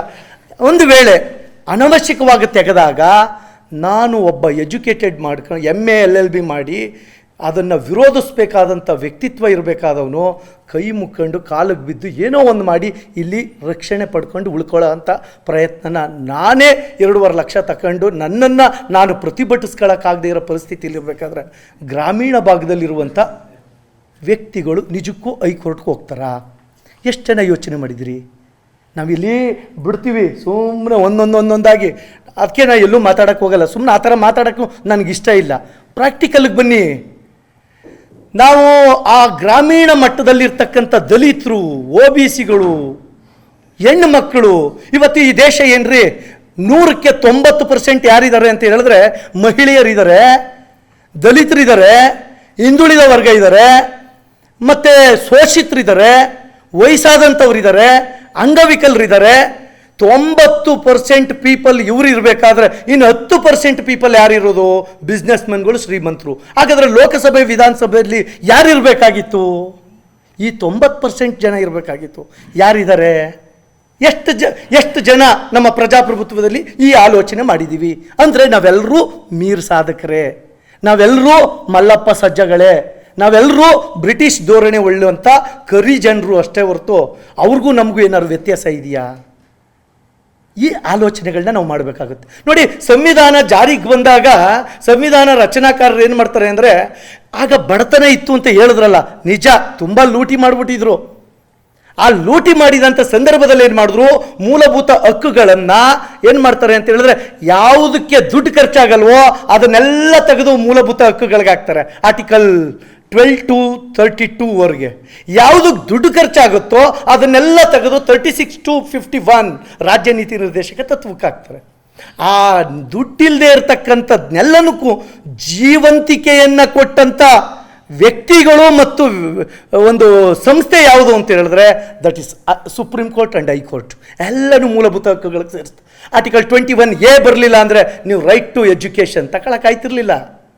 ಎಲ್ಲವನ್ನೂ ಸೇರಿಸ್ತಾರೆ. ಮಹಿಳೆಯರನ್ನ ದೇವಸ್ಥಾನಕ್ಕೆ ಬಿಡೋದಿಲ್ಲ, ಎಲ್ಲ ಅಯ್ಯಪ್ಪ ಸ್ವಾಮಿ ದೇವಸ್ಥಾನಕ್ಕೆ, ಅದನ್ನು ಕೇಸ್ ಹಾಕ್ತಾಗ ಇಲ್ಲ ಅವ್ರಿಗೂ ಕೂಡ ಆರ್ಟಿಕಲ್ 21 ಇದು ಉಲ್ಲಂಘನೆ ಆಗ್ತಾ ಇದೆ ಬಿಡಿ ಅಂತ ಹೇಳುತ್ತೆ. ತಂದು ಆ ರಾಜ್ಯ ನೀತಿ ನಿರ್ದೇಶಕ ತತ್ವದಲ್ಲಿರೋದನ್ನೆಲ್ಲ ಇಲ್ಲಿಗೆ ತಂದು ಹಾಕ್ತಾರೆ. ಅದು ಬಿಟ್ಟರೆ, ಕೋರ್ಟ್ ಬಿಟ್ಟರೆ ನಾನು ನೋಡಿದ್ದು ಯಾರನ್ನ ಅಂತ ಹೇಳಿದ್ರೆ, ಅಂಬೇಡ್ಕರ್ ಮತ್ತು ನಮ್ಮ ಬಾಬು ಜಗಜೀವನ್ ರಾವ್ ಅವರು ಶಾಸನಾತ್ಮಕವಾಗಿ ಪ್ರತಿಯೊಬ್ಬರಿಗೂ ಯಾವುದು ಅಂದರೆ ಕನಿಷ್ಠ ವೇತನ ಕಾಯ್ದೆ ಅದಿರೋದು ರಾಜ್ಯ ನೀತಿ ನಿರ್ದೇಶಕ ತತ್ವದಲ್ಲಿ, ಅದನ್ನು ಲೀಗಲ್ ಮಾಡ್ತಾರೆ. ಪ್ರತಿಯೊಬ್ಬ ವೃದ್ಧರಿಗೂ ಕೂಡ ಅವಕಾಶವನ್ನು ಒದಗಿಸ್ಕೊಡ್ಬೇಕು ಅಂತ ಹೇಳ್ತಾರೆ. ಈ ರೀತಿ ಅನೇಕ ಅಂಶಗಳನ್ನು ರಾಜ್ಯ ನೀತಿ ನಿರ್ದೇಶಕ ತತ್ವದಲ್ಲಿರ್ತಕ್ಕಂಥ ವಿಚಾರಗಳನ್ನು ಶಾಸನಾತ್ಮಕವಾಗಿ ಜಾರಿಗೊಳಿಸಿದಂಥ ಕೀರ್ತಿ ಏನಾದ್ರು ಇದ್ದರೆ ಅದು ಜಗಜೀವನ್ ರಾಮ್ ಅವ್ರಿಗೆ ತಲುಪಬೇಕು. ಆದರೆ ಜಗಜೀವನ್ ರಾಮ್ ಅಂತವರು ಯಾಕೆ ಇವತ್ತಿಲ್ಲ ಆಲೋಚನೆ ಮಾಡಿದ್ದೀರಾ? ನಾ ಹೇಳಿದೆ ಆರ್ಟಿಕಲ್ 32 ಪುನಃ ಡಿವಿಯೇಷನ್ ಆಯಿತು. ಆರ್ಟಿಕಲ್ 32 ಸಬ್ ಕ್ಲಾಸ್ 3 ಏನು ಹೇಳುತ್ತೆ ಗೊತ್ತಾ?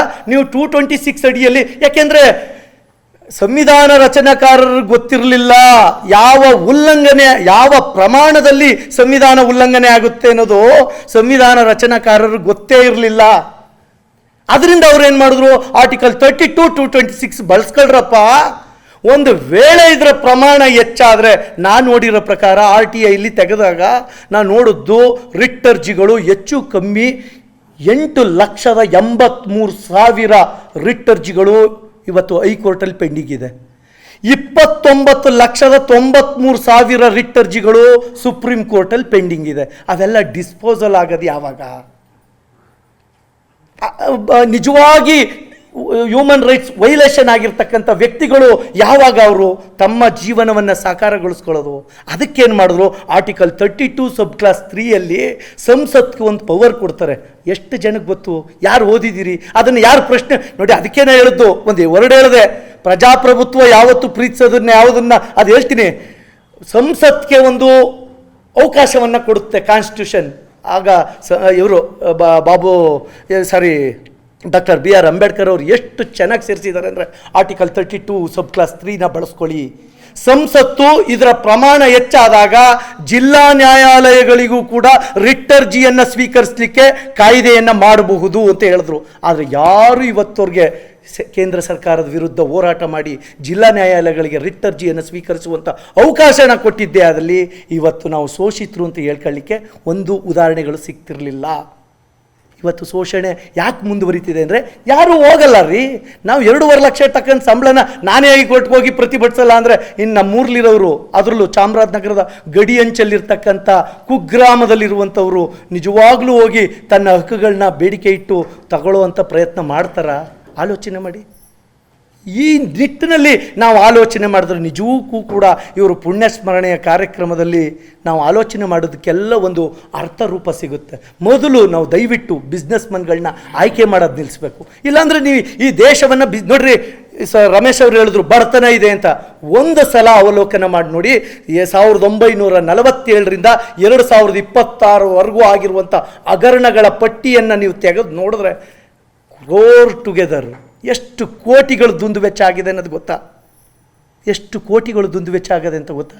ಇವತ್ತು ಕಮ್ಯುನಲ್ಲಿ ಇಟ್ಕೊಂಡು ಆ ಜಾತಿಯವನು ಈ ಜಾತಿಯವನು ಅವನು ಗೆಲ್ಸ್ಕೊಳ್ಳಿ, ನಮ್ಮವನು ನಾವೊಂದಿನ ಟ್ರೈನಲ್ಲಿ ಬರಬೇಕಾದ್ರೆ ಮಾತಾಡ್ತಾರೆ, ಅಪ್ಪ ನಿಮ್ಮ ಜಾತಿಯವನು ಒಂದು ಸ್ವಲ್ಪ ತಿನ್ನವನೇ, ನಮ್ಮ ಜಾತಿಯವನು ಒಂದು ಸ್ವಲ್ಪ ತಿನ್ನಬಾರ್ದಾ, ಬಿಡಿ ಅವಕಾಶನ.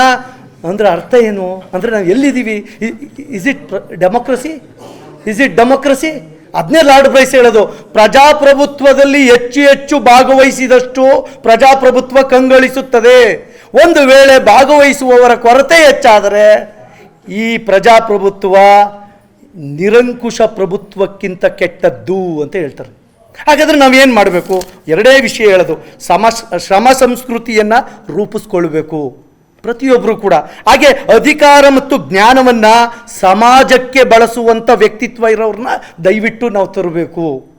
ಹಾಗೆ ವೈಜ್ಞಾನಿಕ ಸಮಾನತೆಯ ಮನೋಭಾವನೆಯನ್ನು ನಾವು ಯಾವಾಗ ತರ್ತೀವಿ ಆವಾಗ ಮಾತ್ರ ಸಾಕಾರಗೊಳಿಸ್ಲಿಕ್ಕೆ ಸಾಧ್ಯ ಅನ್ನುವಂಥ ಮಾತನ್ನು ಹೇಳ್ತಾ ಅವಕಾಶ ಕೊಟ್ಟಿದ್ದಕ್ಕಾಗಿ ಸನ್ಮಾನ್ಯ ಕುಲಸಚಿವರಿಗೂ ಮತ್ತು ಡೈರೆಕ್ಟರ್ಗೆ ವಂದಿಸ್ತಾ ನನ್ನ ಭಾಷಣವನ್ನು ಮುಗಿಸ್ತಾ ಇದ್ದೀನಿ. Thank you. ತಮ್ಮ ಮಾತಿನ ಮೂಲಕ ನಮಗೆಲ್ಲರಿಗೂ ಕಚ್ಚಗುಳಿ ನೀಡುತ್ತಾ ಮುಖ್ಯ ವಿಷಯಗಳನ್ನು ತಮ್ಮ ಮುಂದೆ ಮಂಡಿಸಿದಂತಹ ಡಾಕ್ಟರ್ ಆನಂದ್ ಗೌಡ ಸರ್ ಅವರಿಗೆ ಹೃದಯಪೂರ್ವಕ ವಂದನೆಗಳು. ಈಗ ಅಧ್ಯಕ್ಷರ ನುಡಿ ಮಾನ್ಯ ಕುಲಸಚಿವರಾದಂತಹ professor S K Naveen Kumar sir ಅವರಿಂದ. ಎಲ್ಲರಿಗೂ ನಮಸ್ಕಾರ. ಸಾಕಷ್ಟು ವೇಳೆ ಆಯಿತು, ಚರ್ಚೆಗಳು ಚೆನ್ನಾಗಾಯಿತು. ಇಲ್ಲಿ ನೆರೆದಿರುವಂತಹ ಎಲ್ಲ ಶಾಸನಬದ್ಧ ಅಧಿಕಾರಿಗಳೇ, ನನ್ನೆಲ್ಲ ನೆಚ್ಚಿನ ಅಧ್ಯಾಪಕ ಮತ್ತು ಅಧ್ಯಾಪಕೇತರ ಮಿತ್ರರೇ. ಬರ್ತಾ ಇಲ್ವಾ? ಆಫ್ ಆಗ್ತಾ ಇದೆ. ಹಲೋ, ಇಲ್ಲ ಅಲ್ವಾ? ಮತ್ತು ಆನಂದ್ಗೊಂಡ್ರೆ ಇಷ್ಟು ಜೋರಾಗಿ ಇವತ್ತು ಡಾಕ್ಟರ್ ಬಾಬು ಜಗಜೀವನ್ ರಾಮ್ ಅವರ ಪುಣ್ಯ ಸ್ಮರಣೆ 40ನೇ ಪುಣ್ಯ ಸ್ಮರಣೆ ಅಂಗವಾಗಿ ಇವತ್ತು ನಾವಿಲ್ಲೆಲ್ಲ ನೆರೆದಿದ್ದೇವೆ. ಇಲ್ಲಿ ತನಕ ಪ್ರೊಫೆಸರ್ ರಮೇಶ್ ಅವರು ಮತ್ತು ನಮ್ಮ ಡೀನ್ ಶೈಕ್ಷಣಿಕ ಆದ ನಾಯ್ಡು ಸರ್ ಅವರು ಮತ್ತು ಆನಂದ್ ಗೌಡರು ತುಂಬ ಸುದೀರ್ಘವಾಗಿ ಮಾತಾಡಿದ್ರು.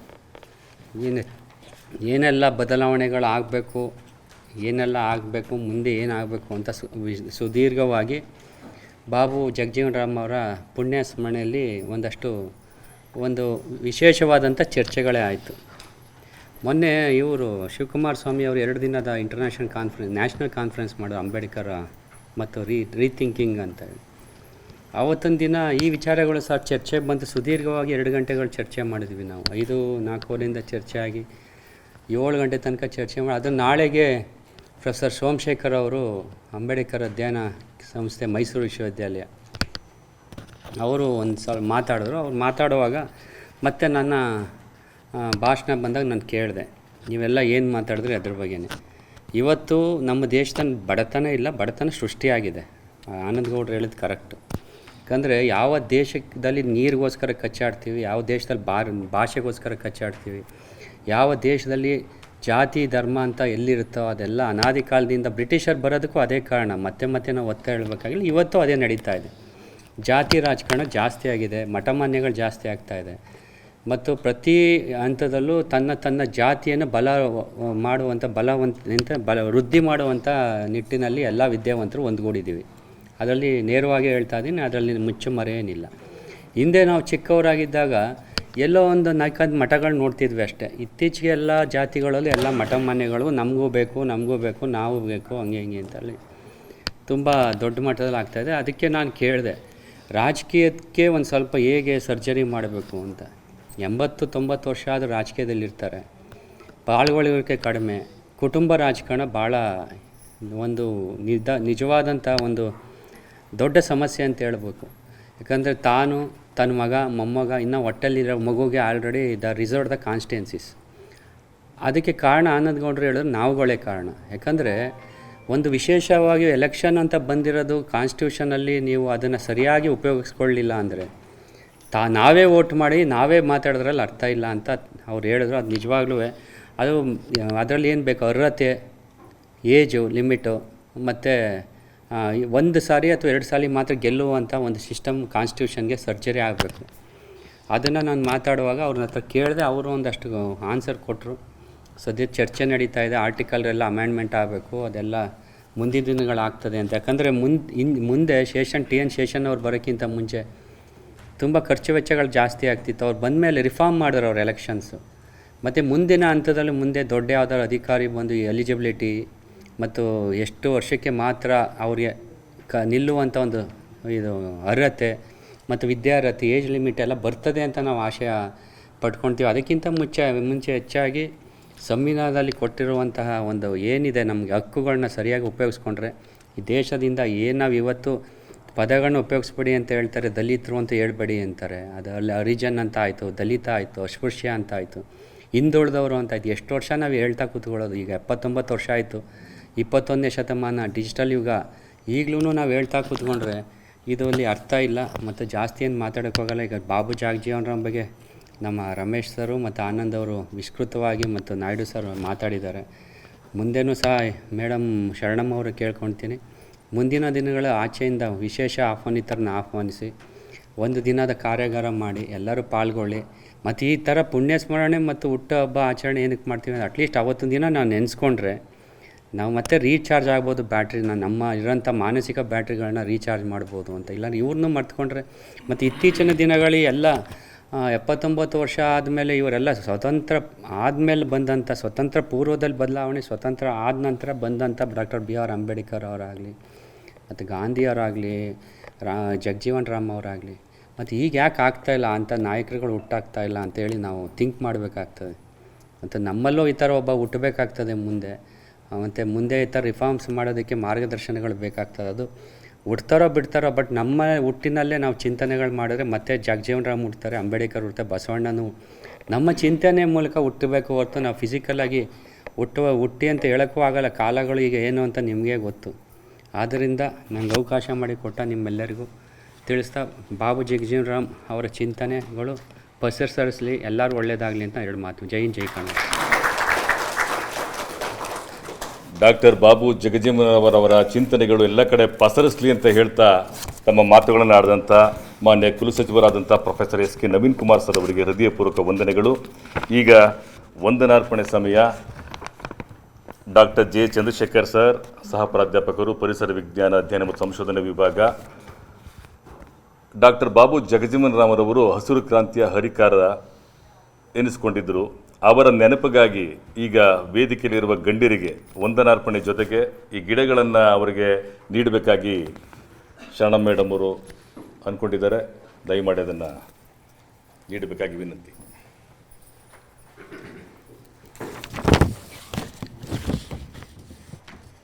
ಡಾಕ್ಟರ್ ಬಾಬು ಜಗಜೀವನ್ ರಾಮ್ ಅಧ್ಯಯನ ಮತ್ತು ಸಂಶೋಧನಾ ಮತ್ತು ವಿಸ್ತರಣಾ ಕೇಂದ್ರದ ವತಿಯಿಂದ ಕರ್ನಾಟಕ ರಾಜ್ಯ ಮುಕ್ತ ವಿಶ್ವವಿದ್ಯಾಲಯದಲ್ಲಿ ಜಗಜೀವನ್ ರಾಮ್ ಅವರ ಬಗ್ಗೆ ಒಂದು ವಿಶೇಷ ಉಪನ್ಯಾಸ ಕಾರ್ಯಕ್ರಮವನ್ನು ಇವತ್ತು ಏರ್ಪಡಿಸಲಾಗಿದೆ. ಸೊ ಈ ಒಂದು ಸಂದರ್ಭದಲ್ಲಿ ಈ ಒಂದು ಉಪನ್ಯಾಸ ಕಾರ್ಯಕ್ರಮದಲ್ಲಿ ತಮ್ಮ ಅಧ್ಯಕ್ಷತೆಯನ್ನು ವಹಿಸಿರ್ತಕ್ಕಂಥ ನಮ್ಮ ಕರ್ನಾಟಕ ರಾಜ್ಯ ಮುಕ್ತ ವಿಶ್ವವಿದ್ಯಾಲಯದ ಮಾನ್ಯ ಕುಲಸಚಿವರಾದ ಪ್ರೊಫೆಸರ್ SK ನವೀನ್ ಕುಮಾರ್ ಅವರಿಗೆ ನಾನು ಎಲ್ಲರ ಪರವಾಗಿ ಹಾಗೂ ಸೆಂಟ್ರ್ ಪರವಾಗಿ ನಾನು ಹೃತ್ಪೂರ್ವಕ ಧನ್ಯವಾದಗಳನ್ನ ತಿಳಿಸ್ತೇನೆ. ಹಾಗೆ ಈ ಕಾರ್ಯಕ್ರಮದಲ್ಲಿ ವಿಶೇಷ ಉಪನ್ಯಾಸವನ್ನು ನೀಡಿರತಕ್ಕಂತಹ ಇತಿಹಾಸ ವಿಭಾಗದ ಡಾಕ್ಟರ್ VM ರಮೇಶ್ ರವರು ತುಂಬ ಅದ್ಭುತವಾಗಿ ಮಾತನಾಡಿದ್ದಾರೆ ಹಾಗೂ ಎಲ್ಲರನ್ನೂ ಕೆಲವು ಎಚ್ಚರಿಸುವಂತಹ ಮಾತುಗಳನ್ನ ಸಹ ಆಡಿದ್ದಾರೆ. ಸೊ ಅವರಿಗೆ ನಮ್ಮ ಕರ್ನಾಟಕ ರಾಜ್ಯ ಮುಕ್ತ ವಿಶ್ವವಿದ್ಯಾಲಯ ಪರವಾಗಿ ಹಾಗೂ ತಮ್ಮೆಲ್ಲರ ಪರವಾಗಿ ಹಾಗೂ ಈ ಕೇಂದ್ರದ ಪರವಾಗಿ ಅವರಿಗೆ ಹೃತ್ಪೂರ್ವಕ ಧನ್ಯವಾದಗಳನ್ನ ತಿಳಿಸ್ತೇನೆ. ಹಾಗೆ ಈ ಕಾರ್ಯಕ್ರಮದಲ್ಲಿ ಉಪಸ್ಥಿತರಿದ್ದು ಕೆಲವು ಸ್ಮರಣಾತ್ಮಕ ವಿಚಾರಗಳನ್ನು ತಮಗೆ ತಿಳಿಸಿರ್ತಕ್ಕಂತಹ ನಮ್ಮ ಡೀನ್ ಶೈಕ್ಷಣಿಕರವರಾದ ಪ್ರೊಫೆಸರ್ M. ರಾಮನಾಥನ್ ನಾಯ್ಡುರವರು ಇಲ್ಲಿ ಉಪಸ್ಥಿತರಿದ್ದು ಎಲ್ಲರಿಗೂ ವಿಚಾರಧಾರೆಗಳನ್ನ ಮುಟ್ಟಿಸಿರ್ತಾರೆ. ಅವರಿಗೆ ತಮ್ಮೆಲ್ಲರ ಪರವಾಗಿ ಹಾಗೂ ಕೇಂದ್ರದ ಪರವಾಗಿ ನಾನು ಹೃತ್ಪೂರ್ವಕ ಧನ್ಯವಾದಗಳನ್ನ ಅರ್ಪಿಸ್ತೇನೆ. ಹಾಗೂ ಈ ಕೇಂದ್ರದ ಒಂದು ಈ ಸಮಯದಲ್ಲಿ ಉಪಸ್ಥಿತರಿದ್ದು ಈ ಎಲ್ಲ ವಿಚಾರಗಳನ್ನು ನಮ್ಮೊಡನೆ ಹಂಚಿಕೊಂಡು ಕೆಲವು ಸೂಕ್ಷ್ಮವಾದ ವಿಚಾರಗಳನ್ನು ಸಹ ಇಲ್ಲಿ ಮನಮುಟ್ಟುವಂತೆ ತಿಳಿಸಿದ್ದಾರೆ. ಸೊ ನಮ್ಮ ಡೀನ್ ಅಧ್ಯಯನ ಕೇಂದ್ರದ ಡಾಕ್ಟರ್ ಆನಂದರಗೌಡರವರು ಈ ಒಂದು ವಿಶೇಷ ಉಪನ್ಯಾಸ ಕಾರ್ಯಕ್ರಮದಲ್ಲಿ ಕೆಲವು ಅಂಶಗಳನ್ನ ತಿಳಿಸಿಕೊಂಡು ಅವ್ರಿಗೊಂದು ಧನ್ಯವಾದಗಳನ್ನ ಅರ್ಪಿಸ್ತೇನೆ. ಹಾಗೂ ಈ ಕಾರ್ಯಕ್ರಮದಲ್ಲಿ ಉಪಸ್ಥಿತರಿದ್ದು ನಮ್ಮ ಕಾರ್ಯಕ್ರಮಕ್ಕೆ ಒಂದು ವಿಚಾರಧಾರೆಯನ್ನು ಆಲಿಸಿಕೊಂಡು ಸದಾ ನಮ್ಮೊಂದಿಗೆ ಎಲ್ಲ ಸಮಯದಲ್ಲೂ ಸಹ ಅವರು ನಮ್ಮ ಜೊತೆಗೆ ಇರ್ತಾರೆ. ಸೊ ಹಾಗಾಗಿ ಈ ಒಂದು ಸಮಯದಲ್ಲಿ ನಮ್ಮ ವಿಶ್ವವಿದ್ಯಾಲಯದ ಪರೀಕ್ಷಾಂಗ ಕುಲಸಚಿವರಾದ ಪ್ರೊಫೆಸರ್ ಆನಂದ್ ಕುಮಾರ್ ಅವರಿಗೆ ನಾನು ಎಲ್ಲರ ಪರವಾಗಿ ಹಾಗೂ ಕೇಂದ್ರದ ಪರವಾಗಿ ನಾನು ಧನ್ಯವಾದಗಳನ್ನ ಅರ್ಪಿಸ್ತೇನೆ. ಹಾಗೂ ಈ ಕಾರ್ಯಕ್ರಮದಲ್ಲಿ ಇಷ್ಟು ಸಮಯದಲ್ಲಿ ಈ ಒಂದು ವಿಶೇಷ ಉಪನ್ಯಾಸ ಕಾರ್ಯಕ್ರಮವನ್ನು ಹಮ್ಮಿಕೊಂಡು ಈ ಇಡೀ ದಿನ ಬೆಳಗ್ಗೆಯಿಂದ ಅಥವಾ ನಿನ್ನೆಯಿಂದ ಸಂಪೂರ್ಣ ಸಜ್ಜಿತರಾಗಿ ಈ ಕಾರ್ಯಕ್ರಮವನ್ನು ಯಶಸ್ವಿಯಾಗಿ ನಡೆಸಿರ್ತಕ್ಕಂತಹ ಈ ವಿಸ್ತರಣಾ ಕೇಂದ್ರದ ನಿರ್ದೇಶಕರಾದ ಡಾಕ್ಟರ್ ಶರಣಮ್ಮರವರಿಗೆ ನಾನು ಎಲ್ಲರ ಪರವಾಗಿ ನಾನು ಧನ್ಯವಾದಗಳನ್ನ ತಿಳಿಸ್ತೇನೆ.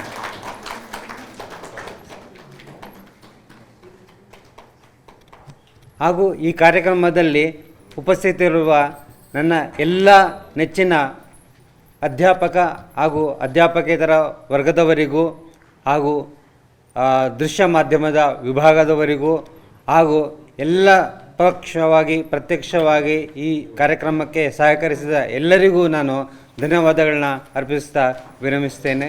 ಎಲ್ಲರಿಗೂ ಧನ್ಯವಾದಗಳು.